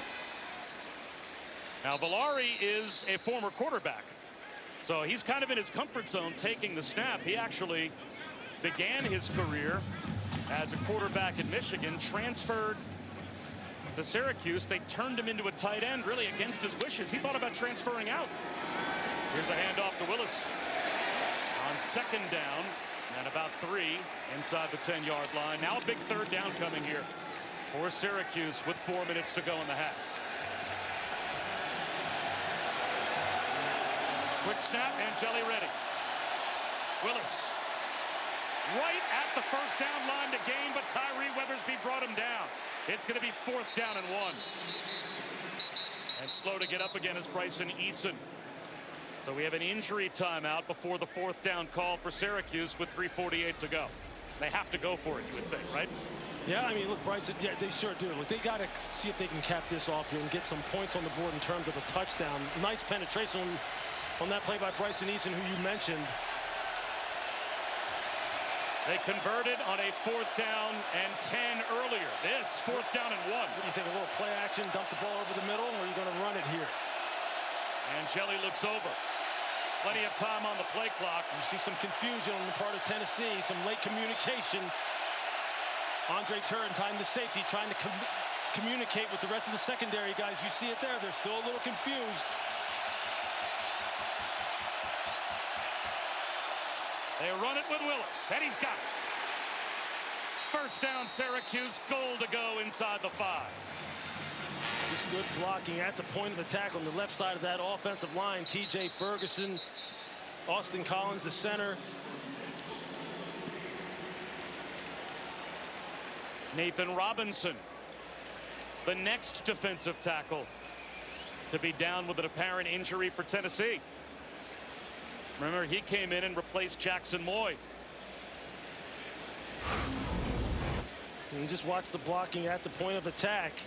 T.J. Ferguson, number 69. Just turning out on the defensive tackle, Jamal Wallace. Creating enough of a seam, enough daylight for Yasin Willis to go ahead and convert. And a little bit of a war of attrition on the interior of that defensive line for Tennessee that Syracuse might be able to exploit, Lewis, because Jackson Moy lost earlier in the game. We've seen Bryson Eason fight through injury several times to stay in the game. Nathan Robinson came off the bench. Now he's hurt. So they're starting to get 2 and 3 deep at defensive tackle on their chart. They sure are. And David Hobbs, who basically backs up Bryson Eason, not playing today. Yeah, they're starting to test the depth of the defensive tackle room. Chris, what does it look like down on that Tennessee sideline? Well, I can't add that Bryson Eason wasn't even out there on that play. Was watching him, and he's rolling his right arm, looking like he has some pain in that right shoulder. So this is the 3rd defensive tackle to be injured for Tennessee as they're helping Nate Robinson off the field. And there's Jackson Moy without his helmet. So who knows if he'll be able to return either.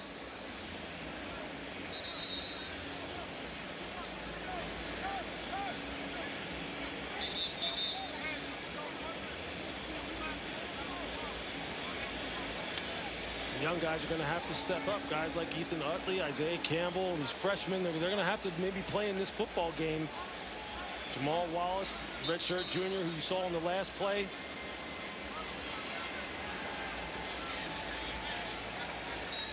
With Bryson Eason back in the ball game. First and goal, Syracuse.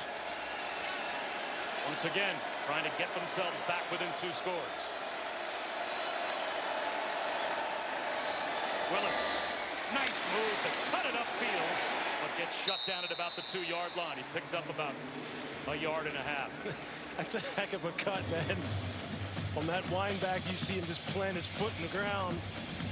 And you just see the corner, Colton Hood, going, hey, where'd he go? This is a critical series. Almost down inside of 2 minutes. I have to think Syracuse will take the clock down to the 2-minute timeout. Why not? Tennessee does have a couple of timeouts left, but maybe limit the time that the Tennessee offense would have on the backside, as it's 2nd and goal from the 3. And that's exactly what we will have. Syracuse will let the clock wind all the way down to the stoppage. This is a 2-minute timeout. Tennessee with a 3-score lead, but Syracuse knocking on the door. Our friends Laura Rutledge, Roman Harper, and Tim Tebow from SEC Nation are here. And they're on deck with the State Farm halftime report.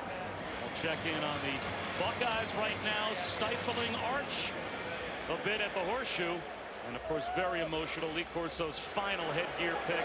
Top 10 battles the rest of the weekend. Later on tonight, they'll preview LSU Clemson. That game comes your way on ABC at 7:30 Eastern. Syracuse trying to find the end zone before halftime. 2nd and goal. Angeli to the goal line. Touchdown. Well-designed play. Jonte Cook able to squeeze it across the goal line right on his hip, courtesy of Angeli. And Syracuse does indeed make this a 2-score game once again. And it's just a nice route concept, getting a little man coverage. And you'll see it when we draw it up and take a look at it. Syracuse wide receivers just did this perfectly. Some defenders would say, hey, man, that's a little pick route combination, rub route combination. But they played it off perfectly. Only bitter old defensive players would call that a pick. No, I mean, it's exactly. The rest of us call that a little mesh, a little rub at the goal line. It's exactly what you should run down here. And they did it great. So Syracuse hanging in there. Down 24-14 with 1:55 to go. You see here, they're just going to get a little interference and then run this off right behind it. But watch how the receiver, as he gets into the body of the defender, look how he turns around. He's getting position, puts his hands up, like saying, hey, look, I'm not trying to pick him. I'm actually an eligible receiver trying to receive the football. But he creates just enough of a rub for Jonte Cook to get across the goal line. That's great execution. Here you see it from the pylon cam. Jeff Nixon, the offensive coordinator, drawing it up perfectly and them executing it perfectly.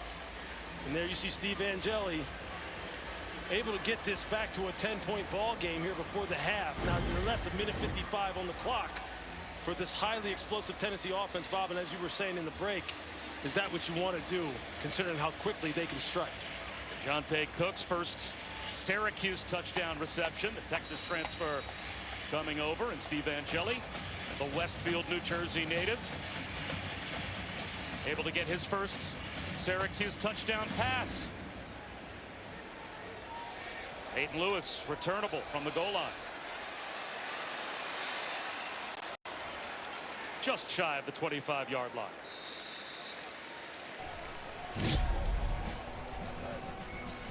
You got Ryan Williams. Boy, is he special. This could be a heck of a combination. Ty Simpson, the Alabama quarterback, as they are arriving, getting set for what will follow our game here. Alabama, Florida State at 3:30 Eastern here on ABC. Bob, the number of young wide receivers in college football right now who are just taking the sport by storm is just amazing. We're going to see, we've seen it here today. We're going to see some more of it tomorrow when we see South Carolina. These young guys are coming into college football blazing. The ball pops free. Is it an incompletion? It didn't look as if that was a completed pass, and it was not. Brazel couldn't haul it in, and now he gets up with a limp. That's a nice hit by Deuce Chestnut, just driving on this little spot route. You're going to see Chestnut coming downhill, number 2, right there on your screen. Puts his shoulder pads right into the rib cage of Chris Brazel. Slipping under contact and avoiding a hit in the backfield. Deshaun Bishop, who now breaks free. Bishop dragged down from behind. from a possible tackle for loss for Syracuse to Bishop. Being brought down by Chris Peel all the way down at the Syracuse 28-yard line, it appears, a gain of 47. Aguilar, quick hitter, like Matthews, makes a man miss. He's into the red zone, down to about the 12-yard line.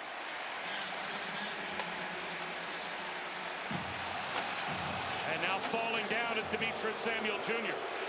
And the Tennessee crowd not buying it. This isn't a good look. This one looked blatant, where he just kind of hit the dirt. He was walking back to the huddle, getting lined up.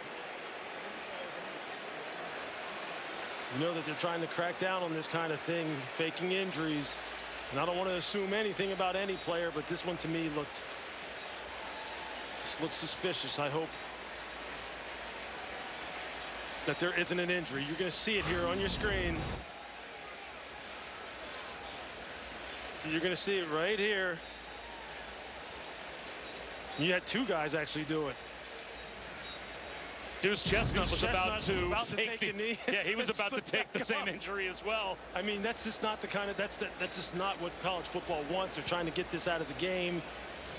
I mean, we understand strategically, why defenses try to do this when they're on their heels, and clearly Syracuse is on their heels right now with explosive plays that have been happening. But this is something you're going to wind up getting penalized for if referees catch it.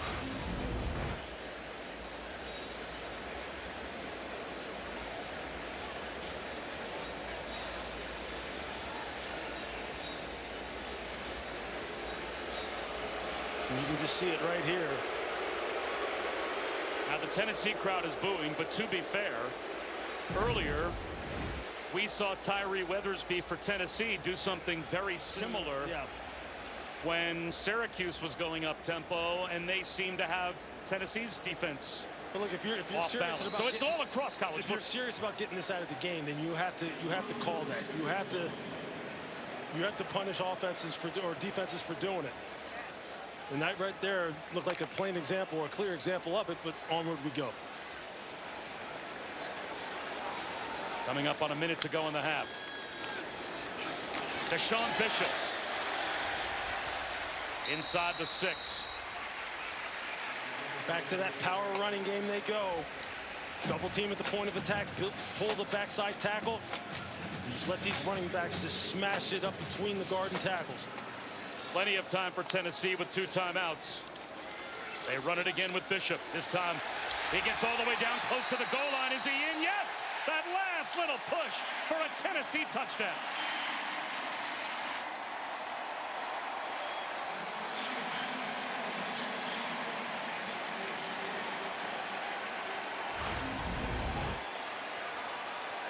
You see Deshaun Bishop.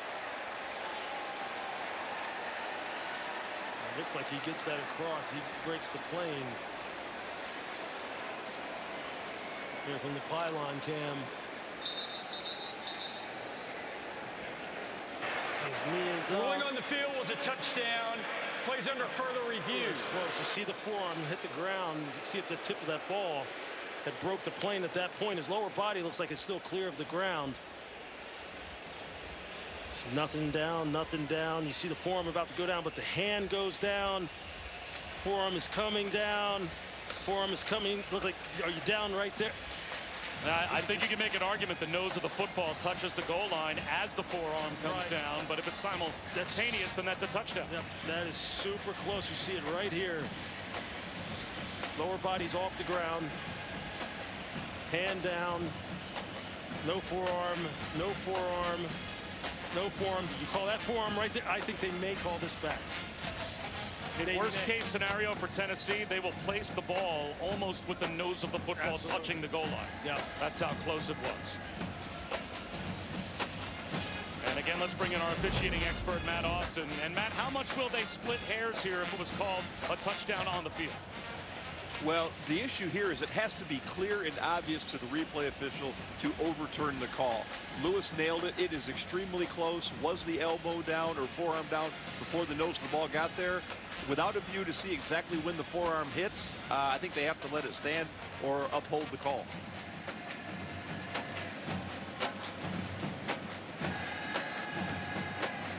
That is super close. You see what Tennessee trying to do here philosophically. They just change up the blocking scheme, but they're just going back to smash mouth football. And running those power schemes, getting double teams, and you see Josh Heupel there. After review, the runner was just short of the goal line with his forearm touching down. It's first and goal at the half-yard line. Please reset the game clock to 40 seconds. 4-0. Well, if they actually put the ball at the half-yard line, then they're giving Syracuse a break because the nose of the ball should just about be touching the goal line.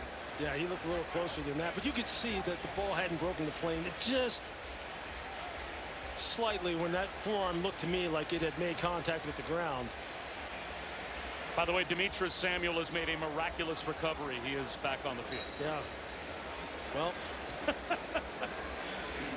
And the clock rolling here for Tennessee, and why not? They have 2 timeouts.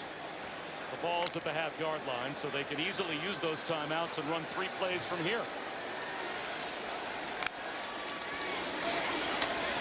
Another chance for Bishop to polish it off, and he does.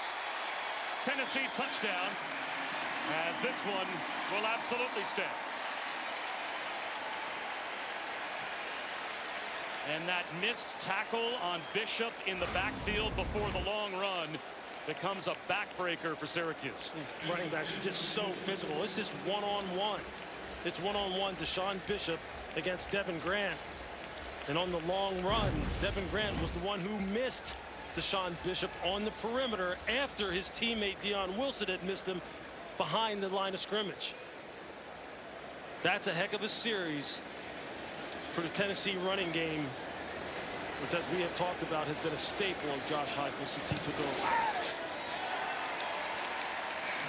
So each time Syracuse has managed to drive the ball and score a touchdown, the Tennessee offense has answered right back with a score of their own. Yeah, they just haven't been able to answer. I mean, this is one-on-one at the goal line, just like an old-fashioned tackling drill. And Deshaun Bishop, we knew coming into this game, is as tough as a runner as there is in the SEC and as there is in college football. He showed it a year ago. He's showing it now. And that combination of him and Peyton Lewis is going to be a problem. Once they get David Sanders back, the fantastic freshman, and they're able to continue to develop this offensive line, and if Joey Aguilar can continue to develop his consistency as far as his accuracy, keeping the ball down in the middle of the field, you know he can drive it outside, and this wide receiver core continues to develop. Tennessee's got a little something going for him here this year. Aguilar, the eyebrow-raising number, of course, coming from Appalachian State, for all the interceptions, throwing 24 picks in 2 years. He threw more interceptions in 2 years at Appalachian State than the 4 quarterbacks have thrown in 4 years under Josh Heupel at Tennessee. So he just needs to cut down on the giveaways. Certainly has enough talent around him to be just as good as they were last year offensively. And the answers continue for Tennessee as they put 31 on the board against Syracuse here in the first half. Aguilar with his first touchdown pass. A 73-yarder. With a sideline warning. Steve Angeli has fought the pass rush, and also a fumble for a scoop and score as Tennessee's defense on the Colton Hood touchdown has chipped in as well. Syracuse will start the 3rd quarter with the ball, but once again they find themselves down 3 scores. Yeah, you just see again their Achilles heel from a year ago, that being the Syracuse defense, run defense, yards per rush, over 5 last year. Today, Tennessee averaging just under 8 yards per rush, especially with that long run contributing to boosting that average up. Got to figure out a way. And Shelley lost the ball, and it looks like he was bailed out as Josh Josephs knocked it free, but Demetrius Weatherspoon, his tackle, was there to gather it in. Watch this move. Beautiful. Stab inside, come back outside. Get that upfield arm off of you, turn the corner. That's textbook stuff right there. That's textbook NFL-style pass rush. That's what you expected to see out of this Tennessee front coming into this game. And as you see, Josh Josephs happy with his contribution here in this first half. I mean, look, the story of the game is really Tennessee's physicality on offense and the inability of Syracuse, Bob, to kind of handle prosperity, right? They get a score, but the defense isn't able then to get a stop. And it just sucks the air out of everything that they're trying to get accomplished on offense. That's how you wind up with a 31-14 score. Let's go down to Chris. Coach, what have you thought about how your new quarterback has managed the offense? I thought he's handled himself really well, been a good decision maker, made some plays down the field. We got to keep coming here. There's some things we can clean up all phases. Appreciate it. Thank you. 3-score lead at the break for Tennessee. The State Farm halftime report with Laura Rutledge, Roman Harper, and Tim Tebow next after these messages and a word from our ABC stations. Welcome back to the Aflac kickoff game. Orange everywhere you look here in Atlanta, and a big first half for the Orange that calls Knoxville home. Tennessee 31, Syracuse 14 at the break. Bob Wischusen, Lewis Riddick, Chris Budden just about set for the start of the second half. There were questions about both of these teams, and we start with Tennessee coming into this afternoon. Another new quarterback, losing some production at wide receiver, losing a first-round pick at pass rush, and they answered a lot of those questions in the first half. They sure did. They showed that the quarterback question may have already been answered. Joey Aguilar had a nice second quarter in particular, and defensively the pass rush has really stepped up right out of the gate, and it ended that way. Well, let's take a look at today's unstoppable performance presented by Ram Trucks. Speaking of the pass rush. Yeah, here you're going to get Nathan Robinson with the strip sack, and then you're going to see Colton Hood just pick it up and return it for a scoop and score situation. But this is really what Tennessee wanted to see. Joey Aguilar here against cover 4. The play action, you see the safeties get caught short, and then he just goes up over the top to Braylon Staley. That's this textbook one-on-one offensive attack. And then you have the pass rush. Joshua Josephs, we highlighted him in the open. That is a Sunday-style pass rush move right there. And you see the stats just bearing itself out. 336 yards in the first half, 4 sacks. That's winning football. Let's go down to Chris Budden. Well, Syracuse got an earful from Fran Brown. They didn't get out here until there was less than 2 minutes left on the clock at halftime. He said, we've spotted them 17 points. We said going into this game, we weren't going to get out hit. We weren't going to get out hustled. What are you going to do for the next 30 minutes? He thought Steve Angeli has done a good job managing the offense. He said that Tennessee threw a couple looks that he wasn't prepared for, but overall has been pleased with the way that he's managed it. Well, they have had a couple of touchdown drives to answer Tennessee, but each time that Syracuse has scored a touchdown, Tennessee has answered right back. 73-yard bomb thrown by Joey Aguilar, and then that 6-play, 75-yard touchdown drive before halftime with a big missed tackle in the backfield. Can Syracuse make this a 2-score game again, as they will start the third quarter with the football? We're about to find out. Look, Bob, I agree with Fran Brown. I think the offense has been adequate as far as the quarterback play is concerned. And Steve Angeli making his second career start. I think he's managed it well, minus not keeping 2 hands on the ball in the pocket when he got strip sacked by Nathan Robinson. But the offense has had its moments. It's just that, as you said, every time they have a moment, the defense goes, well, you know what, we're going to make it a little more difficult on you. And they have to start getting some stops if they want to have any chance of getting back in this game.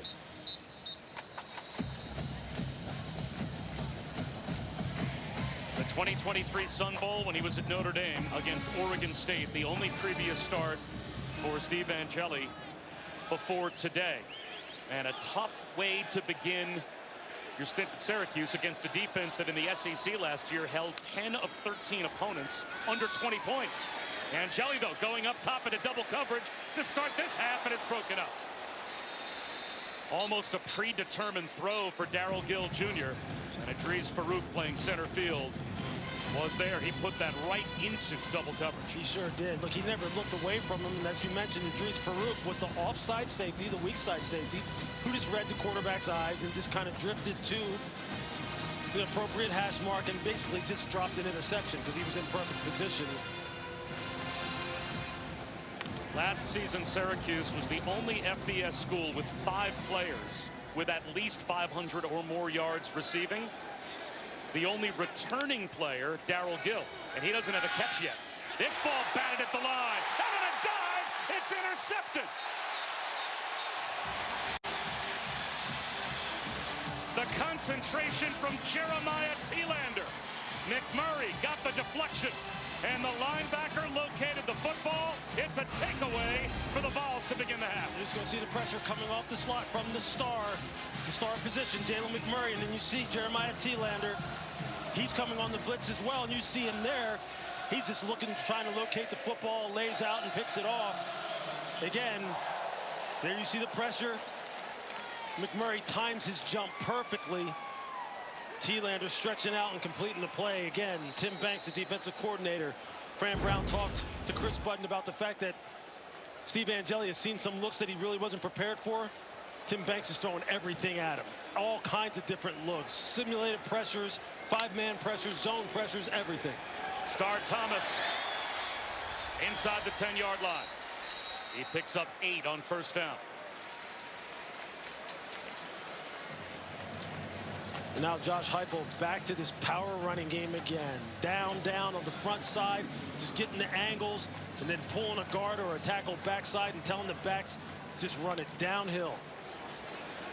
Thomas again. Shoves his way to the goal line and bull rushes to the end zone for a Tennessee touchdown. Flag down at the line of scrimmage.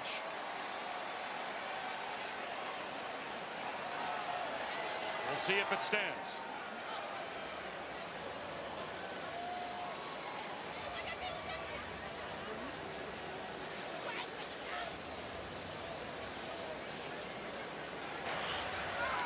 Personal foul, illegal low block, offense number 0. 15-yard penalty, 7 down. That's Ethan Davis, the tight end, that commits a personal foul that erases the touchdown. You're going to see him come across the formation right here, block end man on the line of scrimmage. Watch him go low into the knees as the defender is engaged. You're going to see him just go low, trying to cut him out of the hole, just trying to get him on the ground. Again, you're going to see him come across the formation. And you see David Reese, end man on the line of scrimmage. The physicality of this Tennessee offensive front right now with their gap scheme, power running game scheme is really taking its toll. Aguilar on the out to Braylon Staley. To the 14-yard line. There you saw the protection. The pocket was absolutely perfect. He can just stand in there, work on his mechanics, and just drive that speed out. That out route to Braylon Staley on time, in rhythm. If you're Josh Heupel, that's just exactly what you want to see. 10-yard gain, and that makes it 3rd and manageable. 3rd down and 7 for the Vols.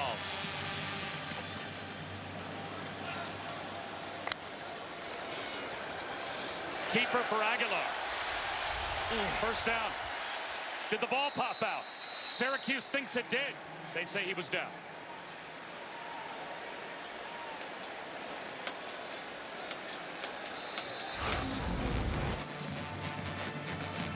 And you see Deuce Chestnut just trying to tomahawk that ball out of there. Down on the ground, but ball's not out.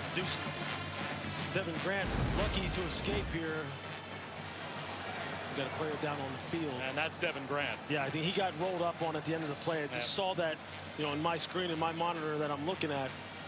At the end of the play, he got rolled up on. He came up with a limp, and this is not a player mimicking an injury. This looks about as legit as it gets, as he came out of the pile, hopping into the end zone, and seemed to be in a lot of pain. Yeah, Joey Aguilar, as he went to the ground, rolled up on the back of Devin Grant's legs. One of those situations that every football player dreads. He's hoping that he's all right. He looks like he's in a lot of pain.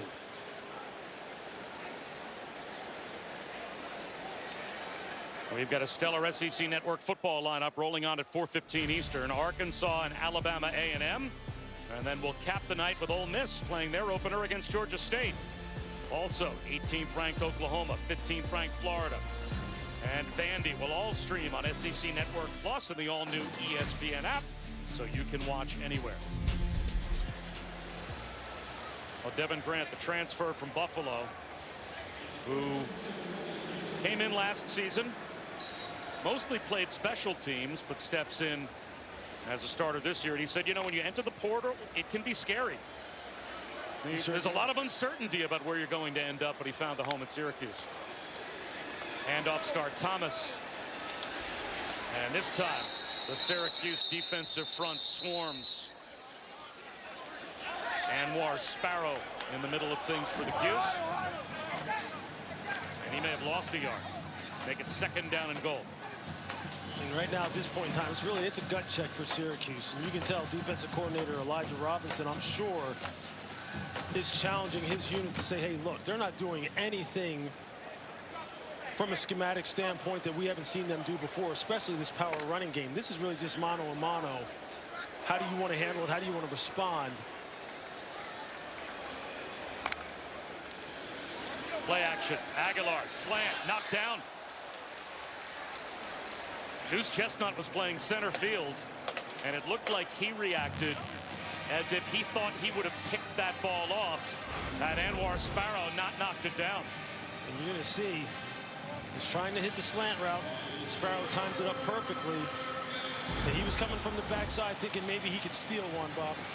But that's what Syracuse needs right now. They need something to pump life into their football team. A big turnover, a scoop and score, a pick 6. They need something because right now Tennessee is rolling. 3rd down and goal. Aguilar out of the pocket.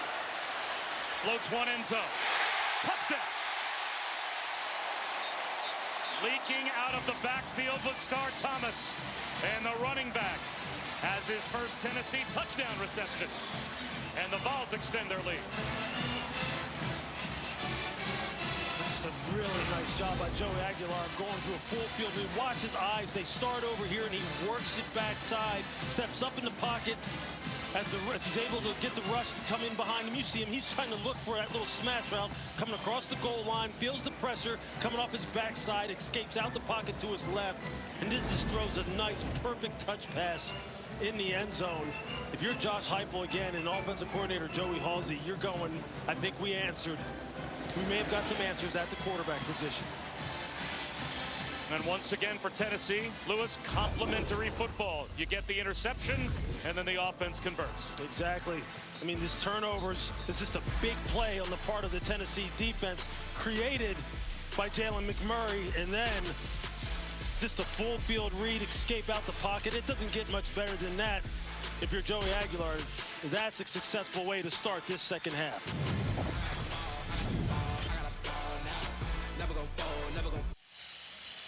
Welcome back to ABC College Football, presented by Starbucks. 2.5 minutes gone by here in the 3rd quarter, and another momentum swing towards the Vols. They get a takeaway, they get a touchdown. And they have a 38-14 lead over Syracuse. Our Aflac kickoff game, the first of 2 here in Atlanta. We get a chance to see Lenora Sellers. Cannot wait. Tomorrow when South Carolina takes on Virginia Tech in the opener for those 2 teams. Let's check back in with Kevin. Bob, Arch Manning's first road start has been overshadowed by Matt Patricia's Ohio State defense. Boog, the Buckeyes get the 4th and goal stop right here. I love the quarterback sneak call, but go to where there's daylight to the left-hand side. Bad play design there. Arch didn't throw the ball downfield a lot, but when he did, you can't do this. No doubt, Kev. Arch, the first pass, we've seen him force it a little bit. Maybe his first road start getting to him a little bit. Jermaine Matthews Jr. with the pick, and number 3 Ohio State leading number 1 Texas 7-0 after 3 quarters. Back to you guys.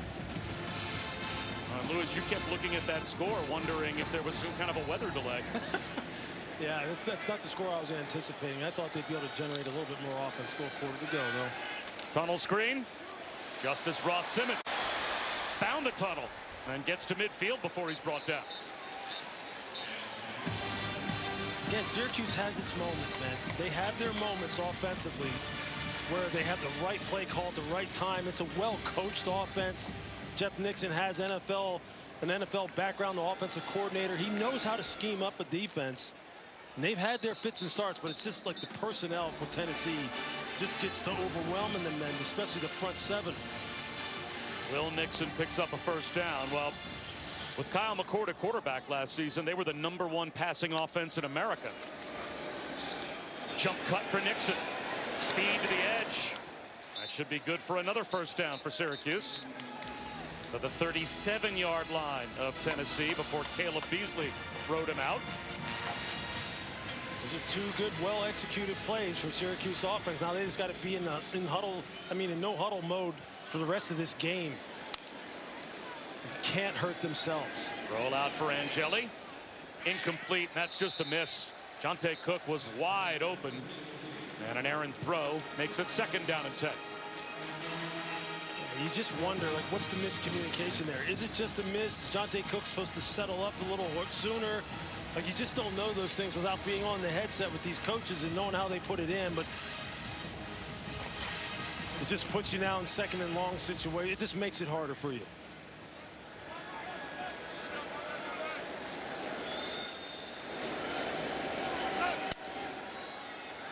Screen to Cook. Nothing there. Well, I talk about rallying up to make the stop. Tyree Weathersby was there. Thielander hustling over. That's a loss of a yard, it looks like, on the screen to Jonte Cook. Jeremiah Thielander, what a great interview he was when we met with him and Arion Carter together. These guys are the tip of the spear without a doubt. They are the alphas on this team. It was funny, Josh Heupel told us, he said, those two know it, we know it, right. Players in the locker room know it. Nobody messes with those two guys. They lead the charge. And there's an example of how they lead the charge on the field. 3rd down and 11. Angeli finds a hole in the zone and picks up the first down to Justice Ross Simmons. That is a great high-low combination here, trying to pick on the flat defender. You're going to see Justice Ross Simmons. He's the outside guy, just running into that zone void as you get the clear out, and he puts it right on him, Steve Angeli. Well-designed play. Sin Willis inside the 10-yard line. 7 more yards. That's what I'm talking about. They have some really good schemes here in Syracuse. Obviously, as you mentioned, they wouldn't throw for 4,000 plus a year ago if they didn't. And is that Arion Carter that is down? Looks like it is. So one of those two alphas at linebacker in the middle of that Tennessee defense is hurt. We'll step aside while the trainers tend to Arion Carter. The Aflac kickoff game on ABC, presented by Starbucks, is brought to you by Ram Trucks, official sponsor of the college football playoff. Nothing stops Ram. Back in 1996, Lee Corso put the Brutus head on as his first headgear pick, and today capped a nearly 40-year run at ESPN by putting the Brutus head on for his last headgear pick. And yesterday, the College Football Hall of Fame unveiled a portrait of Coach Corso in a display case commemorating his time as a player at Florida State, as a coach at Louisville, Indiana, and Northern Illinois as well. Saturday morning's just not going to be the same. It's going to take some getting used to without Coach Corso. Sin Willis bobbing and weaving inside the 10-yard line for Syracuse, about 1.5 yards short of a first down to make it 3rd and short. But there were a lot of tears shed, I'm sure, on that College game day set today. You know, that's what college football is all about. It's all about the pageantry and the passion and the connectedness of the fan bases all over. Will Nixon gets a push. 1st and goal, Syracuse. And Lee Corso kind of embodies all of that. He sits on top of that passion because he's the one who makes you passionate about the game with, like, every Saturday. I mean, I can't really even explain this, how much you look forward to Saturday mornings and the anticipation building up to the noon kickoffs and then throughout the day. And he's synonymous with that. He just is. And it's just, he's had a great, great, great run. I mean, it's been so cool to watch it as a fan. 1st and goal, Syracuse inside the 5. Willis in motion. Play clock down to 1. It goes to 0. Flag out. Did they get a timeout call? We have seen this multiple times for Syracuse, struggling to get the playoff and being forced to call timeout. Syracuse. This is a 30-second timeout. It's their first of the half. And Fran Brown had to run down the sideline to get that timeout recognized before a delay of game penalty was called. These are these growing pains again. The drop-off that occurs when a guy like Kyle McCord leaves. His mastery and his command that he had over this offense, and then you have someone new. Just making his, remember now, he's making just his second career start, learning a whole new system against a very, very, very formidable opponent. And there you see the drop-off. Now, obviously, the opponent has something to do with that. And this defense is going to be one that's going to have to be reckoned with all season long in the SEC and beyond, that being Tennessee. So it's a heck of a game to start off with, but the schedule doesn't get much easier for Bob either. Not for Syracuse is running a gauntlet this year. So after the timeout, second down, or rather first down still, pardon me, and goal inside the 5. Willis back near the line of scrimmage. Now, you mentioned the Syracuse schedule. They play 5 ranked opponents. Texas is the only other team that has 5 opponents on their schedule that are ranked preseason, and will have to play them all on the road. And that's what Syracuse, at least as things stand right now, they'll have to do. They've got Tennessee, Clemson, Notre Dame, and SMU all on their schedule. All 4 of those teams were in the college football playoff last year. Every FBS opponent, 11 of them for Syracuse, went to a bowl last year. Willis short of the goal line. It'll be third down and goal. So they're really just getting a difficult schedule started today, Lewis. Yeah. With Tennessee as their opponent. And as Coach Brown told us, he said, look, year 2 is really when you kind of make your imprint on a program. It takes about that long. He knows that there's still work to do. Willis leaps, puts the ball out to the goal line and breaks the plane for a touchdown. That little reach from Yassine Willis got it across the chalk. And Syracuse has their 3rd offensive touchdown. What a heck of an individual effort on the part of Yassine Willis. And there you're going to see he's going to take to the air. Stretch the ball. There it is. Easy to confirm. Now Syracuse is going to go for 2. If they get it, technically we would be back in a 2-score game. Yep. Because if they get this, they're down by 16. So they're going to go for 2 to try and get back within 2 scores.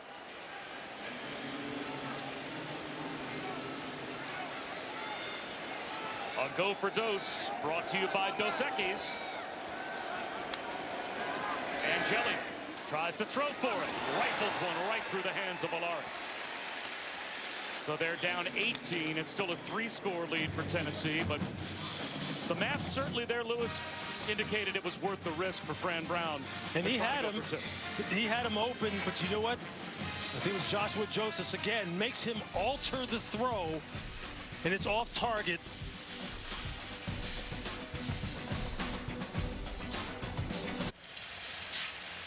Time for our Aflac trivia question.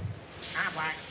And why not make it about Coach Corso? He made his 431st and final headgear pick today. Lewis, who do you think he's selected the most over all these years?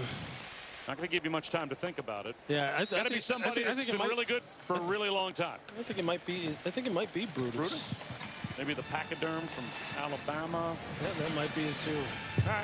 Well, the answer to our Aflac trivia question, his most made pick over nearly 4 decades. You had it right. Brutus. What a testament. Look, that has been a university that has had a heck of a run as a football program. Looks like they're having a heck of a run today so far, too. Usually he was successful over the years when he chose Ohio State. And he chose them for his final pick earlier today. DeJuan Morris, true freshman at running back, stumbles ahead for about 2. More of this power running game, just continuing to change up the look. This time they pull the center and they let Sam Pendleton get in on the party a little bit. And Josh Heupel just not straying very far from what the identity of this offense has been. No gain on second down for Morris. Well, they had the SEC Offensive Player of the Year last year with Dylan Sampson. And he alone averaged about 115 yards per game and had 22 touchdowns. As we have an injured Syracuse player, it looks like Tank Wilson is down. Now they've got a stable of running backs that are trying to replace Dylan Sampson, but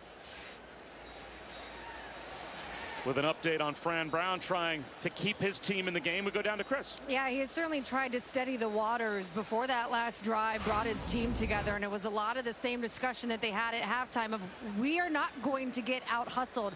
I need all of you to just do your job. Remember the details. Stick to your eye discipline. Be responsible for what you're supposed to do. Understand that this is just the first game, so please stop panicking. And the last thing he said was, understand why you're out there.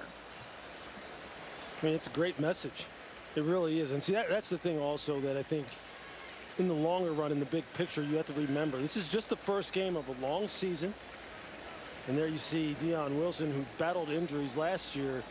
That's just a guy who they need that body type. You see those dimensions on your screen, 6'5", 305. Elijah Robinson, their defensive coordinator, who is a heck of a recruiter as well. As Fran Brown said, look, we needed to get bigger on the defensive line, and his return was being counted on. They'll miss him tremendously if he's out for any kind of period of time, as they missed him a year ago. They lost Tank Wilson last year, only 4 games into the season. He got hit with appendicitis. And yeah, that surgery then knocked him out till the bowl game. That's right.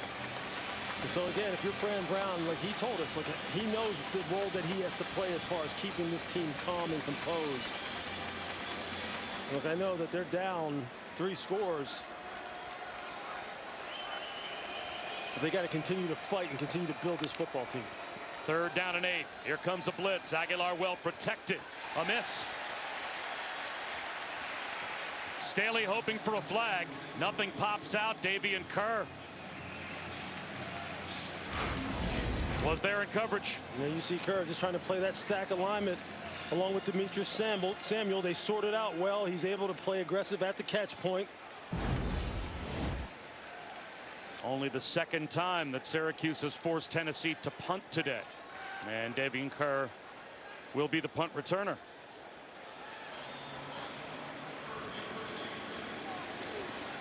Rugby style kick from Ross. And it bounces. Did it hit a Syracuse player? It came awful close. Tennessee thinks it may have glanced off of a Syracuse player. Fielded on a bounce. I think it did, Bob. I think it by William Wright. And did it hit Kerr? This might be Tennessee ball. I think you're going to see it clip his right calf, right heel, maybe. Was not touched by the receiving team. Plays under further review. That's hard to see. Clipped out, no. See his towel right there? Clip that left foot. It's hard to see from that angle. Kerr has his head turned, and he never really reacts as if it bounced off of him.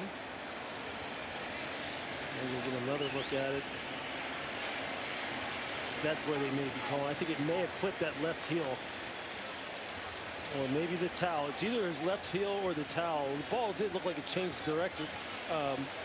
Its trajectory, although it could have done that on its own without it touching his heel. That's so close, it's so hard to see. Well, it was ruled on the field not to have touched it. So it has to be, as Matt Austin told us earlier, clear and obvious that it did. It does look like it brushes up against the towel. Yeah, that's what I initially thought too. Well, that's hard. That doesn't look clear and obvious to me. I think it is. I think it does. And let's bring in Matt Austin. And Matt, kind of an odd rules question here. I guess the towel, even if it kind of flops out away from the body, still part of the uniform and would count? Yes, just like a loose jersey would. So if it brushes up against the towel, even if the towel's kind of coming off of your backside, and that would really be a terrible break for Syracuse, but it may turn into a giveaway, as unintentional as it might be. Tennessee might end up with the ball in plus territory here. But you have to be able to see for sure that it makes contact. Yes, clear and obvious. After review, the ruling on the field is upheld. No touching by the receiving team. First down. So again, they're saying not clear and obvious. Exactly. They stick with the call on the field. Exactly. It looks like it may have. I thought it may have, looking at some of the replays as well, but it's not clear and obvious.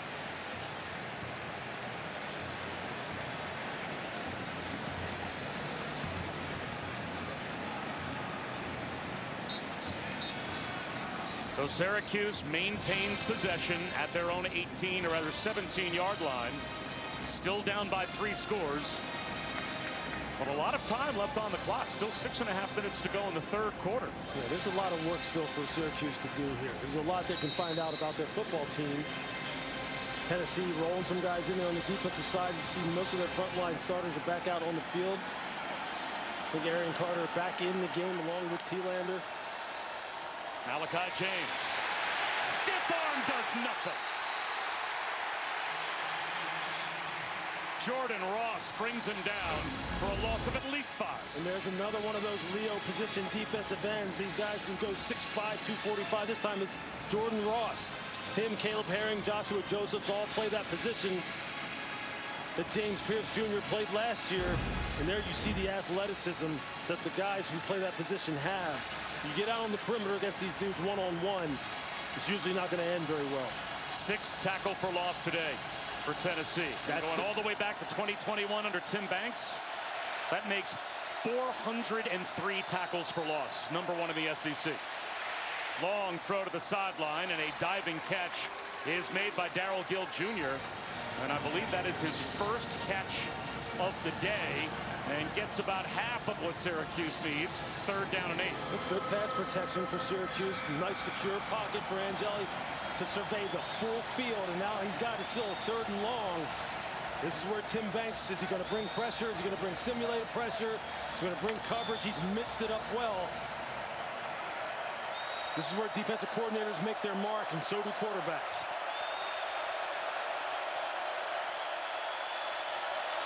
Got 6 up on the line. And they're bringing the house. Angeli, one-on-one down the sideline, incomplete.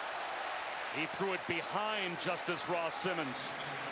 There was a chance for Ty Redmond to possibly pick that one off. And now Syracuse will be forced to punt. It's a nice job by the Syracuse offensive line of picking everybody up, keeping the pocket secure. There weren't people in Angeli's face making him having to bail out of the pocket. Just can't connect on the outside.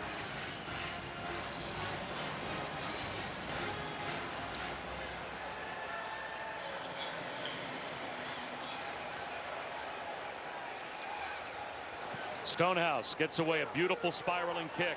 DeJuan Morris, the true freshman, made a fair catch signal and pulls it in back at the Tennessee 23-yard line.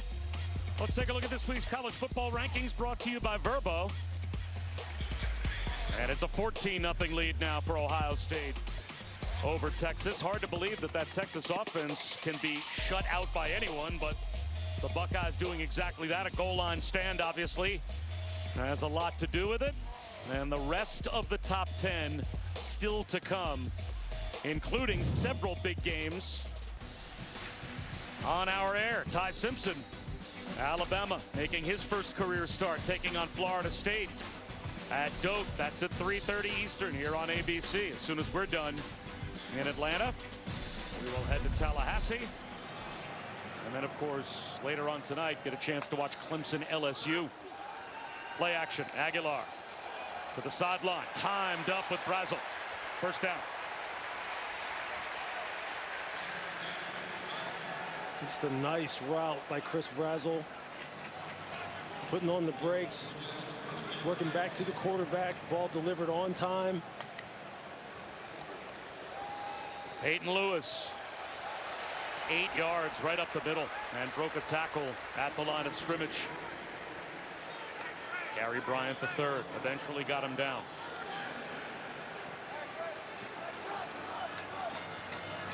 Tennessee, in spite of the fact they've got the 18-point lead, not taking their foot off the gas pedal.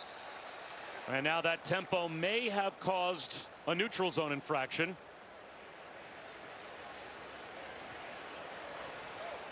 I think you're going to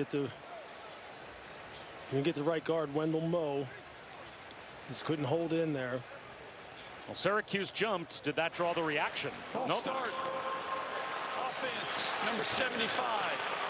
5-yard penalty, second down. So it is a Tennessee penalty to make it 2nd and 7.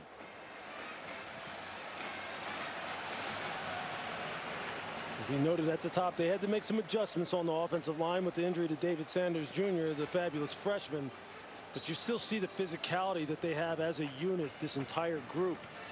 They're big and physical up front. Wendell Moe, 6'2", 330 pounds, a transfer from Arizona. Real good feet, powerful. Lance Hurd is healthy. Sam Pendleton comes over from Notre Dame. Aguilar, high throw, pulled down by Braylon Staley. It'll be 3rd down and 4. And for Aguilar now, 14 of 25, 213 yards, and a couple of touchdowns.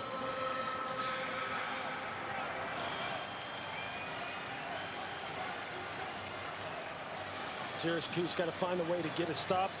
If you're Joey Aguilar, you just got to get the ball to his receivers. They've been able to get open, got to get it to him on time. He's going to run it himself with a stiff arm, short of the 1st down. Tried to sprint to the sideline. Anwar Sparrow helped to bring him down for Syracuse. Now it's 4th down and 2. And we have another injured Syracuse player, it appears, right on their sideline. Yeah, it's an interesting call on the part of Josh Heupel. Joey Aguilar he fell pretty hard on that right shoulder as he was trying to stiff arm the defender.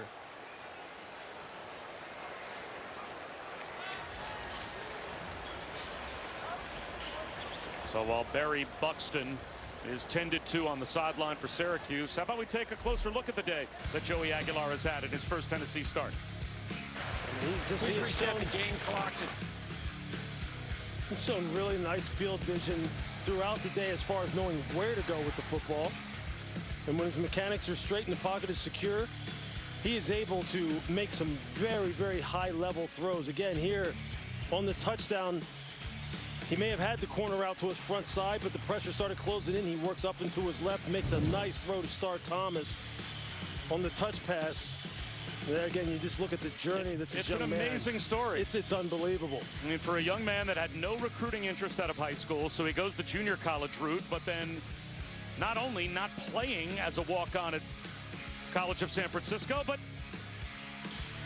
there was COVID that got in the way as well. He went 2 years without even playing football and thought about becoming a firefighter because he had taken a firefighting class in high school as a senior and then in junior college. Was fascinated with that career decision, but he went to Diablo Valley. He was the backup. A week 5 start. He played well. Kind of put him on the radar for recruiters. Finds his way to Appalachian State. Plays 2 years there and throws for close to 7,000 yards. Then he decides he wants to go back to California, close out his career with UCLA in his home state. Except Nico Iamaleava transfers from Tennessee to UCLA, takes his job for all intent and purposes, so they switch schools. And he goes from unrecruited out of high school junior college quarterback to now starting in the SEC in Tennessee. It's amazing. That's resilience. So protecting this 18-point lead after Aguilar came up short. Josh Heupel will punt it away.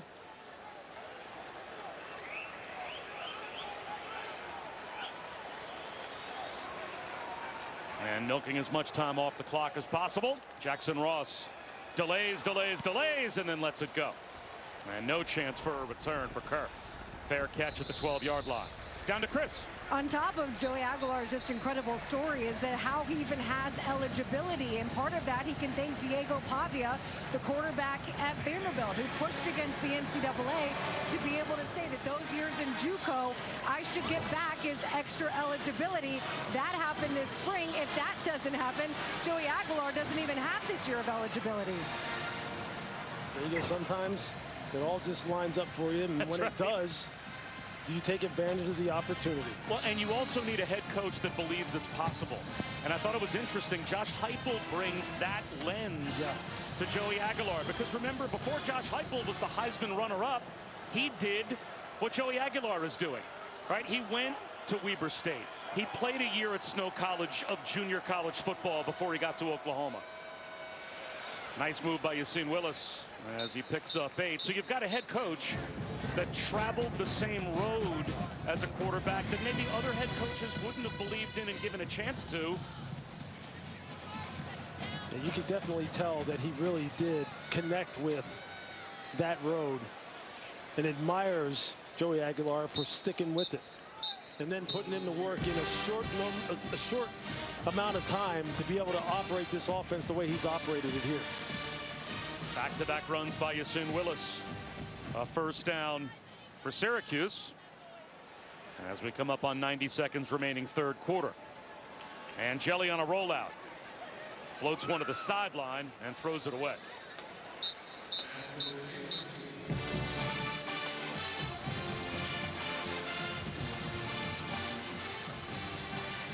See, it's just hard for Syracuse to maintain momentum against a team that quite honestly just has more talent than you know, in terms of depth and in terms of just sheer athleticism. And Fran knows he's going to have to continue to upgrade the depth on this roster, despite having such a successful, initial season. He knows there's still more work to be done. But you're gaining valuable reps out here, especially with your quarterback that's had some nice moments. Willis thought about the sideline, instead goes off guard with a cut in the backfield for 4. So it will be third down and a long 5 close to 6 for Syracuse. Caleb Herring made the stop, and that committee of Josh Josephs, Caleb Herring, Jordan Ross, they have combined to have a nice day at that Leo rush position as they're all collectively trying to fill the hole left by James Pierce Jr. Yeah, they've got the ideal body types. You can tell when they go out on the recruiting trail, they are looking for certain body types at all their positions. They have standardized metrics they want them to hit. Blitz coming, and Jelly slant beats it in stride. There goes Cook with speed across the 50. 38 seconds to go, third quarter, but the catch and run, or check that Tyshawn Russell, the catch and run, third down conversion. That's just a nice timing throw. He just puts it right on him so he can catch it in stride, and Russell then can just turn it upfield and run away from coverage. And now you have another defensive lineman down, Jamal Wallace. They're getting thin on the interior. They already were needing to have some guys step up playing these defensive tackle positions. So a half minute to go in the third quarter. And Syracuse across the 50-yard line, down by 3 scores. But the Tennessee defense, certainly that pass rush is going to be a factor all year. It sure will, because of both schematically and because of the fact that they have great guys who are doing it. Here again, the simulated pressure, Arian Carter is faking like he's going back into coverage, and then he just brings it downhill. Here you just got a little bit of a wrap stunt coming around, and you have Edwin Spillman getting the hit. Then you just bring the star position, the nickel defender off the edge with Jalen McMurray. He times up his lead perfectly. T-Lander with the interception. They just have a lot of different things that they can go to from a schematic standpoint. And then they have a lot of great body types they can put in all these different positions. And you end up with 4 sacks. I mean, that's just, look, that's big-time college football, right? That's what it is. That's what all these teams are trying to build. They're trying to build a roster that has a lot of redundancy at each position, meaning guys who look like one another. And then you want to keep them healthy and just roll them through. Because I tell you what, if you don't roll all these dudes through, what are they going to do? They're going to hit the portal, and you're going to be rebuilding your team every year. So that's why they pay these guys. Well, you're also excited when you have an architect like Tim Banks, right? Yeah. Because he is one that he seems to think the game schematically at an NFL level and puts a lot on the football intelligence of these players to do so many different things. And that's what makes it fun for coaches. You want to coach great players. You want to coach great athletes who love the game. Tennessee has those on their roster. Jet sweep. Cut back. Tyshawn Russell. And that might take us to the end of the third quarter. Yeah, you see who's...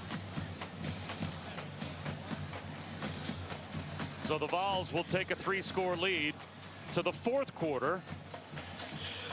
And they have done this both sides of the football. Joey Aguilar And the passing attack gets it done on the offensive side. The defense has gotten takeaways as well. We head to the fourth after we return. These messages and a word from our ABC stations. We on a whole nother level. Bigger than ever we been. Welcome back to the Aflac kickoff game. You're watching ABC College Football presented by Starbucks. And a chance for us to thank all of the Marines that are here today as we are helping them celebrate the 250th year of the United States Marine Corps. And they deserve every bit of this celebration as we start the fourth quarter with Will Nixon diving ahead for 3. Maybe 4 yards to make it 3rd down and 1 for Syracuse in Tennessee territory, but down by 3 scores.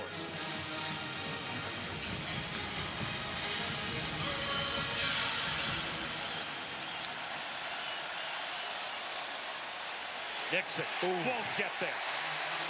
Oh, speed to the edge in pursuit. And that's exactly what you saw. You see Colton Hood just come flying up to the line of scrimmage. He has been aggressive all day long. Syracuse has to go for it, down by 18, 4th down and 2.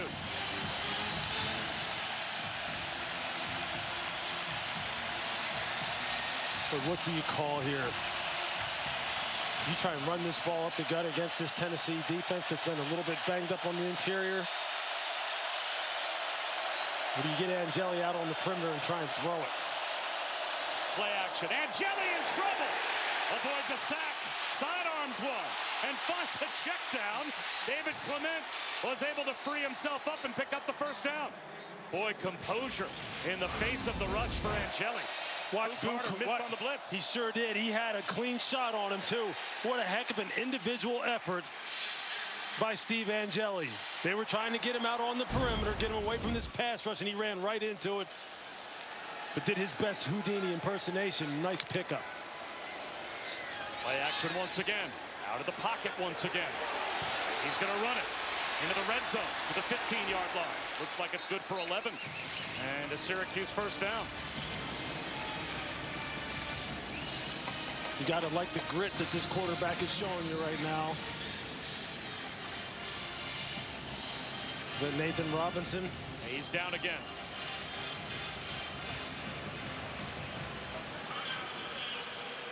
So we'll step aside. A couple of minutes gone by in the 4th quarter of the brand new ESPN app and direct-to-consumer service. And we're so excited to be a part of that. After the injury timeout, in the red zone. Yassine Willis right up the gut down to the 7-yard line, close to a 1st down. Got some good movement at the point of attack. These offensive linemen still continuing to fight on the inside. Now they're going hurry up. They'll run it again. Willis behind the left guard. 1st down and goal to the 2-yard line. Again, another nice job again by T.J. Ferguson, the left side of this offensive line. Trevion Mack, Austin Collins at center, getting some push. And now we got another defender down. Another injury. And this time, it's Ty Redmond, the true freshman corner.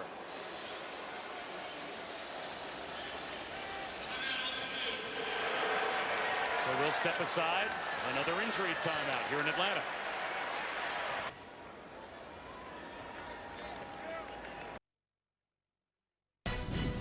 The Aflac kickoff game on ABC, presented by Starbucks, is brought to you by Aflac.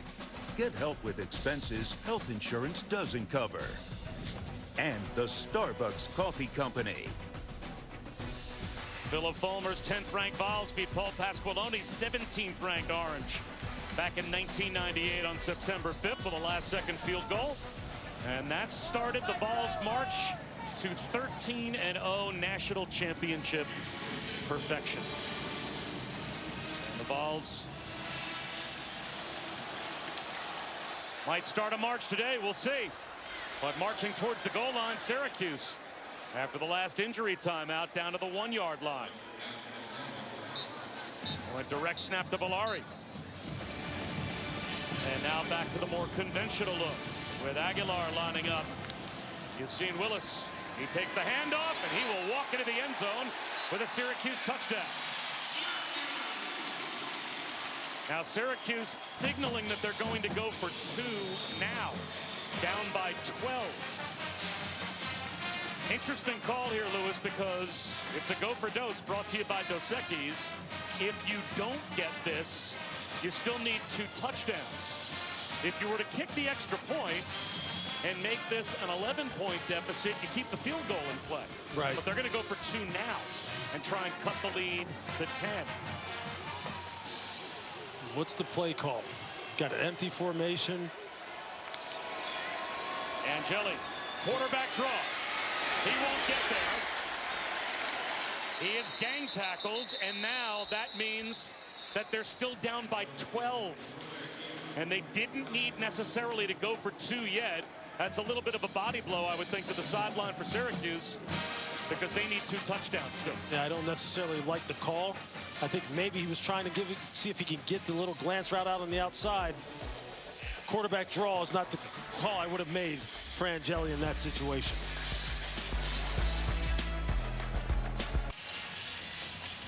So Fran Brown opts to go for 2 down by 12, and Syracuse doesn't get it. So they now need 2 touchdowns in the last 12 minutes against a Tennessee offense that has put 38 points on the board. And a fair catch called for here on the kickoff, so it'll be a touchback as we go to Kevin. Well, we got an update in Columbus, 14-0 Ohio State. Here comes Arch Manning in Texas. His first touchdown of the season to Parker Livingstone, Boog. I love it. Sees one-on-one coverage in the back of the end zone. Give your guy an opportunity to make a play, and Parker does. Texas had an opportunity here now at midfield, but on 4th and 5, and the Buckeyes bring the pressure. They make the stop. The story of the day, the Ohio State coordinator, Matt Patricia, called it up all day long. 14-7 Ohio State. Ryan Williams, number 8, Alabama at Florida State. That game coming up after ours right now. Back to you, Bob. Here's a swing pass to Deshaun Bishop to get this drive, Kevin, started for Tennessee. And a little swing pass out of the backfield, all the way out close to midfield. 23 yards on the catch and run for Bishop. See, just when they need Syracuse, that is, to make a big play, they try to send some extra pressure. Tennessee has the perfect call. There's a tackle for a loss.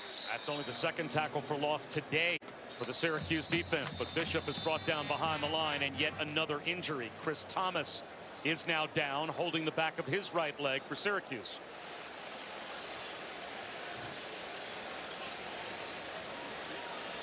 And if you were watching Texas-Ohio State, as that game went right down to the wire, Bob Wischusen, Louis Riddick, Chris Budden here in Atlanta, the first of 2 Aflac kickoff games. Tomorrow we'll have Virginia Tech against Lenora Sellers in South Carolina at 3 Eastern. Tennessee, of course, made it to the first round of the college football playoff last year and lost to the eventual champion Ohio State. And Tennessee had a 17-0 lead at the end of the first quarter in this game. But Syracuse has counterpunched Lewis enough with Steve Angeli engineering a few touchdown drives to stay in the game down by 2 scores. Yeah, they sure have. Look, they've manufactured just enough offense to keep this game to within 2 scores.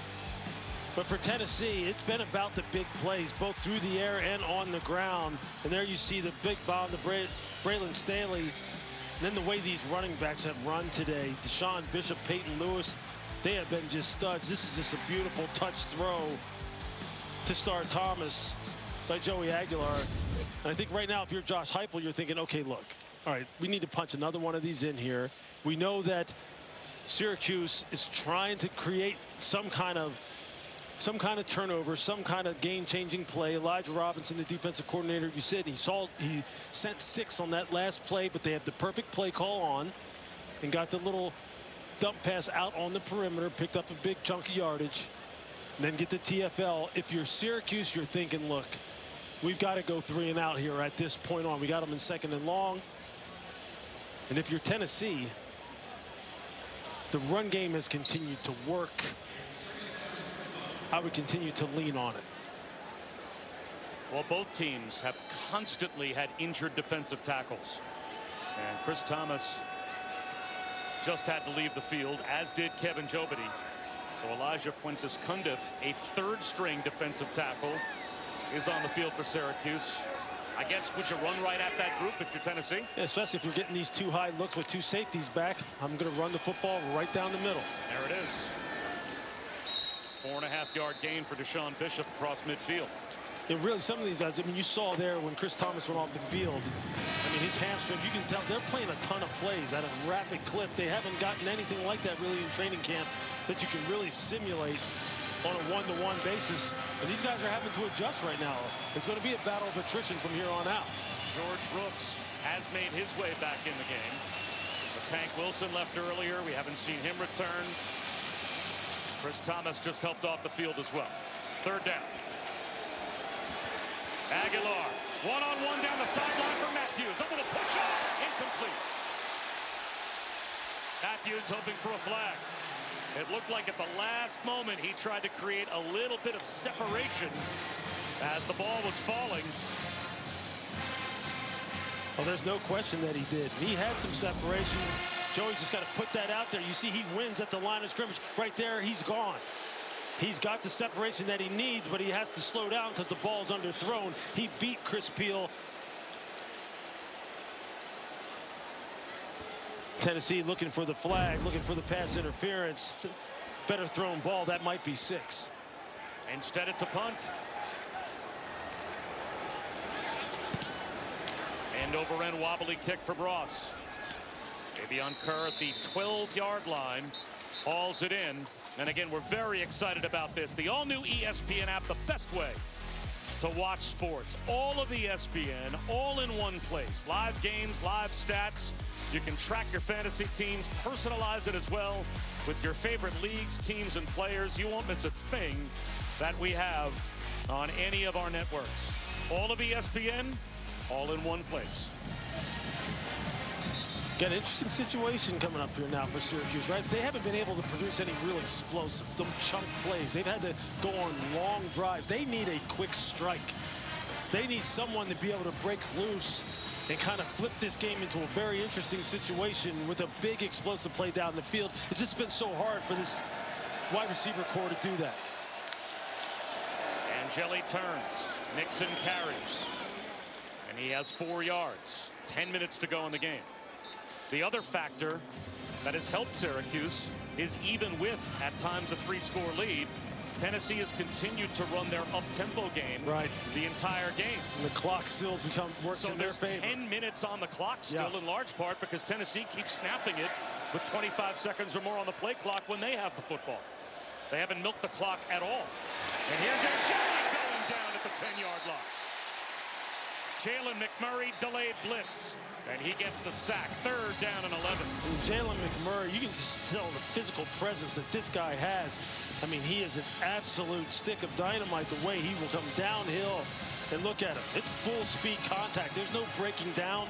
There's no, I'm not sure of myself. I'm running through you on contact. He has had a heck of a game.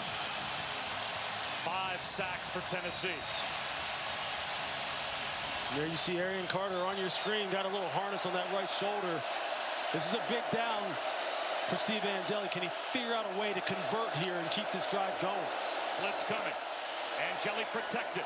Takes a shot down the sideline. Incomplete.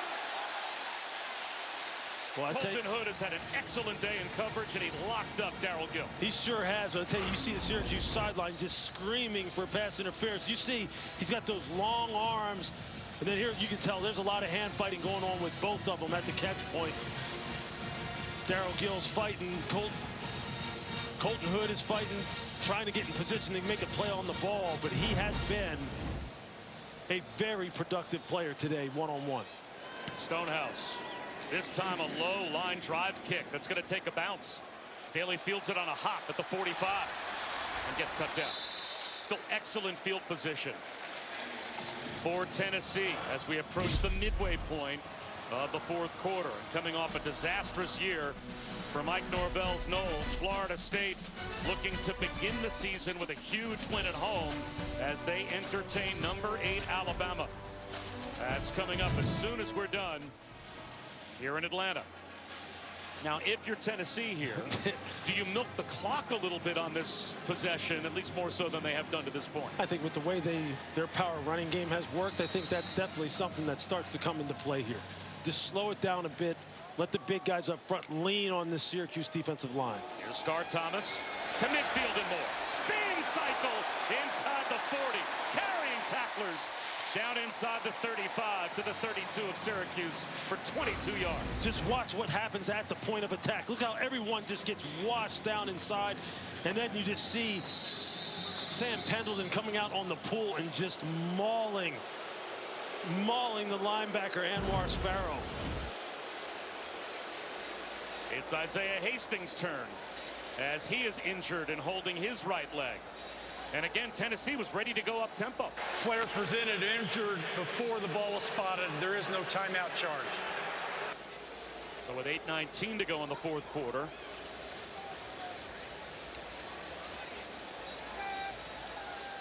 And a chance for us to spend a little more time talking about Florida State, Alabama. And boy, if there's a team in need of a signature win to begin their season, it would be Florida State based on what happened last year.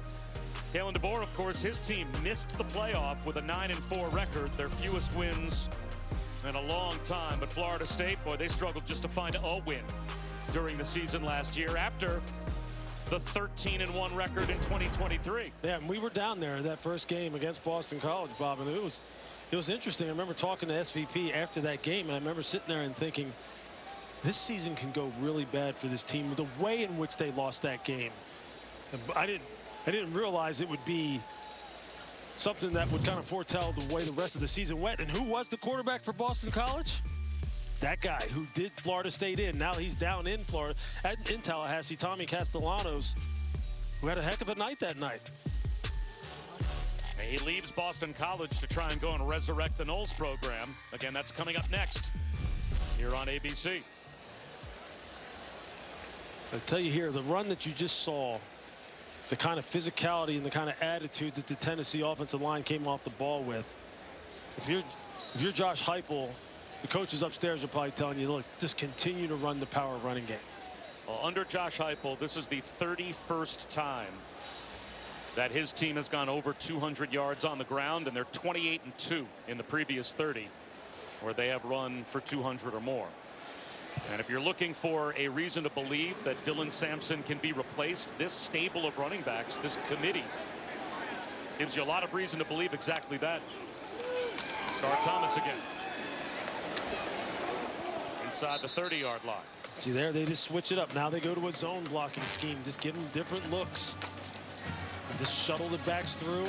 Clock just keeps on ticking down to 7:36 and counting. Will they let it tick, though? 30 on the play clock. They're getting lined up again, still looking over those. Aguilar, maybe now they do start to milk the play clock for the first time. And there you see it, that graphic on your screen. 448 total yards today. And then here comes the play action pass. First down into the red zone. You just see how it goes hand in hand. The play action pass, both linebackers are literally standing a yard from the line of scrimmage off of that play action fake. And it's just so easy to just throw and catch. But here we go with the warp speed. Star Thomas. A nearly 7-yard gain to the 11-yard line. When you've got it going like this, you can just call whatever you want. You just kind of rotate. Hey, zone, gap scheme, play action pass. Zone run, gap scheme, play action pass. Because the defense is just so tired. They don't know what's coming. Tank Wilson is back in the game for Syracuse. Jobity returns as well. So all of the defensive tackles that we have slowly seen leave the game at different times with injury have all been able to work their way back in. Star Thomas again. And I think it's first and goal. Looks like he just squeezed enough yardage out to move the chains. Let's see.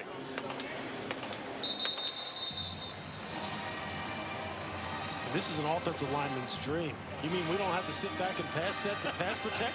We can just get up on our hands and up on our toes and come off the ball? Thank you. Clock was stopped before an injured player. Please reset it to 6:05. 6:05. Start on my signal. I mean, you just see the big guys up front. They're like, yeah, This is what we want. Because, you know, look, they see the look in the defender's eyes. They see it. I've been on that side of the ball where the offensive linemen are just kind of grinning at you going, yeah, you're tired, aren't you? You're tired. You don't want any more of this. And it makes you start sitting there questioning yourself. And this is exactly what Tennessee wants to do. Thomas was marked down a half-yard shy of the first down. Play action on third down. Aguilar rolls out. Right at the front right pylon, he squeezes one in with a flag dropping out for a touchdown. Chris Brazel scooped it up, and he was just across the goal line. We'll have to check the penalty marker.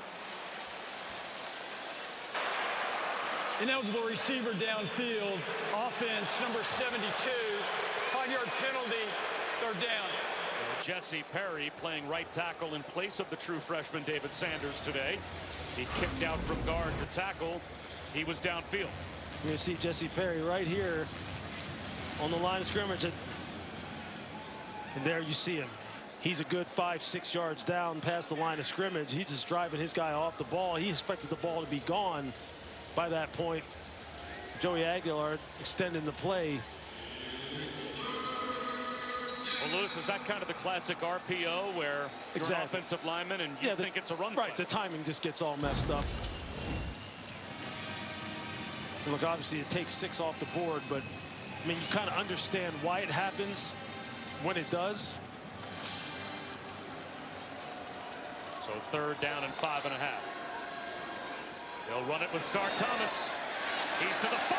He's got the first down. First and goal down to the 2. Tank Wilson saved a touchdown.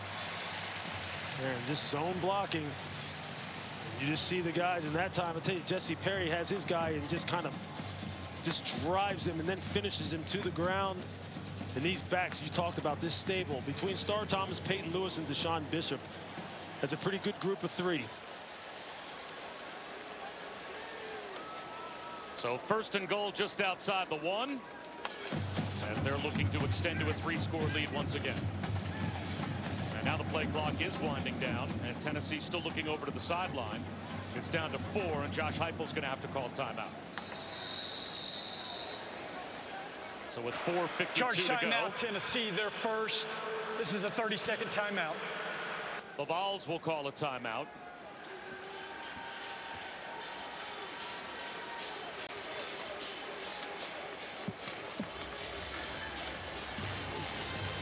Bob Wischusen, Louis Riddick, Chris Budden.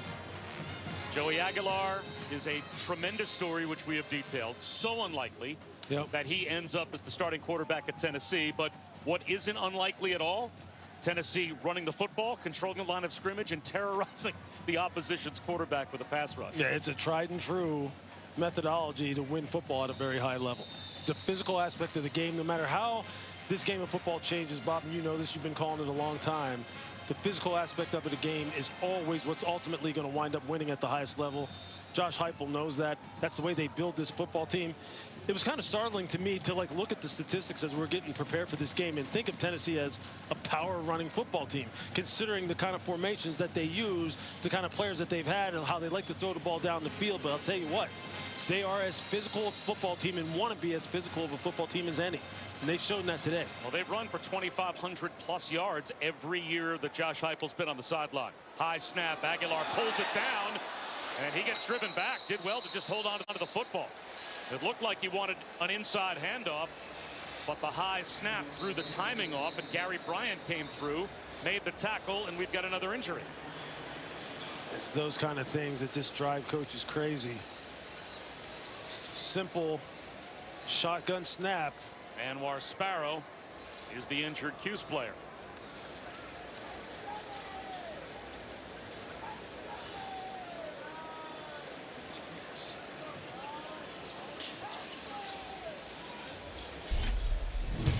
As we're waiting for the injured player to see how he's doing, again, Joey Aguilar.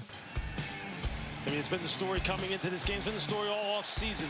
The quarterback position, as Nico Iamaleava had left the program. And then here again, Joey Aguilar just surveying the full field. He may have the 7 route in the corner to his right, the little corner route, but he decides to move up in the pocket, and great touch pass to Star Thomas. In college football, music is playing in the background. We're going to watch. Wait a minute. Bill Belichick? I cannot wait to see him on the sideline, see that how that all unfolds for that program. So 2nd down and goal after the negative play.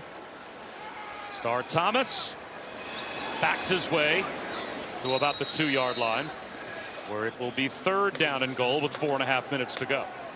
So Syracuse's only hope at this point is basically to find a way to rip the ball out, as they're down by 2 scores. And they need a takeaway in the worst way on defense to even have any hope. If you're Josh Heupel, you just run it again. Just go back to their power schemes, get some double teams at the point of attack. Play action instead. Aguilar floats one into the end zone, wide open. Miles Kitzelman for the tight end touchdown.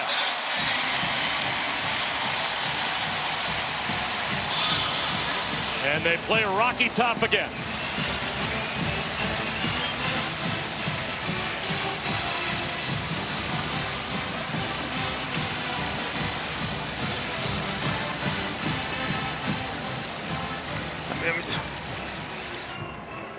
I mean, that's just the effect of running the football the way they have. And Miles Kitzelman, he slam releases, meaning he makes it look like he's going to block just for a count, and then releases. Everybody's staring at the quarterback. He's scot-free in the back of the end zone. And Lou, how about the balance for the Tennessee offense? 236 yards on the ground and 247 through the air. Almost an even 50-50 split. That's perfect. Watch him. Just slam release. Just hold it. 1,000. Boom. 1 with it. Go. And then just release it. Everyone's just looking at the quarterback. I can tell you that's not a good feeling when you look and you go, oh, he didn't hand it off. And then you just start backing up going, there goes the ball. The benefits of being that balanced football team, Bob, that you're talking about, is that you get 2nd and 3rd level throwing windows like that. And you put up 45 points.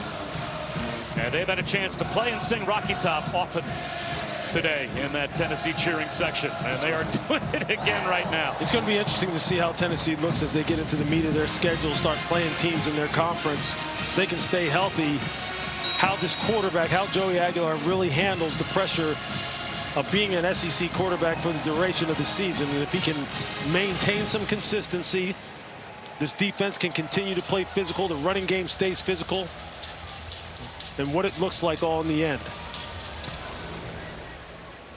In 2 weeks, they have an opportunity to host Georgia, and about as early a big game as you'll see in the SEC this year. But Joey Aguilar, talk about getting your feet wet in the right way. Again, this is a kid who out of high school had no offers. So he goes the junior college route, but went 2 years without even playing football and considered pursuing an alternate dream of becoming a firefighter. He was talked out of it, goes to Diablo Valley College as the backup, and midway through the season at Diablo Valley, gets a chance to play. He said week 5, that was my turnaround. I went out there, I played really well in week 5, and all of a sudden my phone lit up with coaches that finally noticed me. And it led to Appalachian State. But in a further crazy plot twist, Nico Iamaleava decides in an NIL dispute he's going to leave Knoxville and go to UCLA, which is where Joey Aguilar had transferred to. So they switch spots, and he instead comes to play for Josh Heupel. And you know, and in no way, shape, or form has today looked too big for him, or looked like here's a guy who has the responsibility of being the quarterback at Tennessee, and he doesn't look like he's up to it. He didn't come off that way when we talked to him. He's not coming off that way in this game. And I know people are going to say, well, there's going to be much stiffer tests down the road. Well, of course there are. But if you're Josh Heupel, you'll take this kind of performance. This is something that you can get back in the film room and coach him through, continue to work on his mechanics, and the wide receivers around him get better. The running game, you see what that's going to be about. Yeah, it'll be fun to follow Tennessee as they move through the season. Idris Farouk with a form tackle on Villari, as Angeli is able to find Darrell Gill Jr. catch and run inside the Tennessee 30-yard line. Thrown down by Turrentine. 2:45 remaining. You see Tennessee is taking out both of their linebackers. Both Thielander and Carter are out. They have 2 new guys in. They still bring a blitz. But into the tight window. Up the seam. Volari got free, and Jelly found him inside the 10. First and goal at the 9. And you see where Syracuse is attacking, right in the middle of the field. I thought they should have done this more during the course of this game. I like how Angeli throws the ball over the middle in the seams, these high-low combinations that put backers in conflict, linebackers. Another blitz. They tried to screen behind it, and it's deflected. I think that was Farouk that came on the blitz and may have gotten a piece of the football. There you see Bolton as well. There you see 33 Ben Bolton, right? He's the third linebacker on this football team. Him and number 13 Edwin Spillman. They played a lot today. Thielander back in the game, number 22. I think if you're Tim Banks, you're going, hey, look, man, we may be winning this game, but I don't like this. I don't like what I'm seeing. Get back in here and let's snuff this out, because I can tell you this, coaches are always harder on you in wins. And as good as this Tennessee defense has played, there's some things I can assure you he is going to get on them about. Angeli back of the end zone, incomplete, hoping for Volari. You're right, he puts Thielander back in the game, and maybe that's a message to the rest of the defense. Hey, one of those alpha dog linebackers, I want you back on the field, and tell these guys the game's not over. He may have been asking to go back out on the field. He may have said, hey, look, that's not our standard. They're just driving the ball down the field. I don't care what the score is. Put me back in. I'll try and settle this stuff down. That's what you want from these guys. I mean, I love that part of the game, the leadership part of the game. Guys like Jeremiah Thielander who just love playing football, love everything about being a Tennessee Volunteer. It's cool to be a part of and witness it. Third down and goal, just north of the 2-minute timeout. And inside the 5-yard line on the slant as we reach the 2-minute timeout. It'll be 4th and goal for Syracuse when we come back. This is a 2-minute timeout. I love football because of the relationships I'm able to make with my teammates. I have earned so many brothers and relationships that I would have for the rest of my life and never forget. Football taught me a lot about life. It taught me to be patient, trust in God's journey, and just keep believing in myself. It's taught me that there's going to be ups and downs, that you just got to keep on going on. With hard work and discipline, you can accomplish anything that you set your mind to. You got to love it, man. Do you love football? 4th and goal. Angeli knocked down at the line of scrimmage. Tennessee gets the takeaway on downs with under 2 minutes to go. And that will officially put this game on ice. So let's take a look at the keys to victory that you lined up before the game, Lewis, and how they have played out. Yeah, a lot of them have played out exactly like we thought, right? Control both lines of scrimmage for Syracuse was the key. The offense gave up 5 sacks, 7 TFLs. This is not going to work. They lost the turnover margin. Tennessee's offense, run game, and play action pass. I mean, it's just been an absolute clinic. 236 rush yards, play action coming off of it. And the defense, what have they always done? They've always pressured the passer. Under Tim Banks, you rattled off the stat, the number of TFLs they've had since they've been under his direction. They have 7 of them today. Not bad. Check, check, check, check. And all 4 years that Tim Banks has been the defensive coordinator, Tennessee has been in the top 2 in the SEC and the top 15 in America in tackles for loss. They're just a dominant line of scrimmage and pass rush team. And they're going to run it here and pile up some more rushing yards as Deshaun Bishop is out to the 13-yard line. You can just hear the pads cracking at the point of attack. It's just such a familiar sound to me. It's one, quite honestly, I miss quite dearly. But man, I mean, that's just what this is. A physical, tough game. And when it comes down to it, it will always be about that. And Tennessee believes in it. Fran Brown believes in it. And he'll get his team built to where he's the one imposing his will on teams more times than not, coming off a heck of a season a year ago. But as he said, what happened last year doesn't mean anything. We got to establish it again and take it to another level this year. And they will. As good of a recruiter as he is, as good of a recruiter as some of the other coaches on his staff are, like Elijah Robinson, they'll get it to where they need it to. You can lose a game to Tennessee and still have a great year for Syracuse. Absolutely. It's just one game. He's already said that to his team. He just wants to see them play a certain way. But if the Vols wanted a debut, especially for a brand new quarterback. Yep. Missing some NFL level players. And to show that there will not be a drop-off, this was a pretty good indicator that their strengths are still their strengths. Sure. This will be a good tape to go back for them and break it down, make the corrections. The tests are only going to get harder for Tennessee. 45-26 is your final. And Joey Aguilar gets a win in his first start away from Rocky Top. But he certainly heard the song enough. He sure did. And deservingly so, because Tennessee, a tremendous balanced debut. They end the day, how about this number? They end the day with 246 yards on the ground and 247 through the air. A 1-yard difference as we go down to Chris. Sounds pretty good. Joey, congratulations. After what was an interesting and ramped up offseason for you over spring and summer, how did it finally feel to wear that uniform and get out here? Man, it feels great. You know, I mean, it's almost like a home game. We're in Atlanta, you know, good experience, but I'm glad we got the win. A lot to work on, but, you know, I'm grateful. We're going to enjoy it tonight, but get back to work. It was a ramp up of learning this offense. How were you able to go out there today and lead this offense in the manner that you did? You know, the trust that the coaches got in me, trust that players got in me, and then vice versa, the trust I got in everybody else. You know, at the end of the day, it's a football. I've been playing my whole life, and just go out there and let it loose. Congratulations. Thank you. The fire department has to wait, because he's going to do this for a little while longer. Yeah, he looked pretty good. Well, we have another game in Atlanta. Tomorrow, we have an opportunity to be back here to maybe watch the #1 pick in the draft. Who knows when Lenara Sellers in South Carolina debut against Virginia Tech. A big win for Tennessee over Syracuse. For Lewis Riddick and Chris Budden, I'm Bob Wischusen. Join us again tomorrow from Atlanta.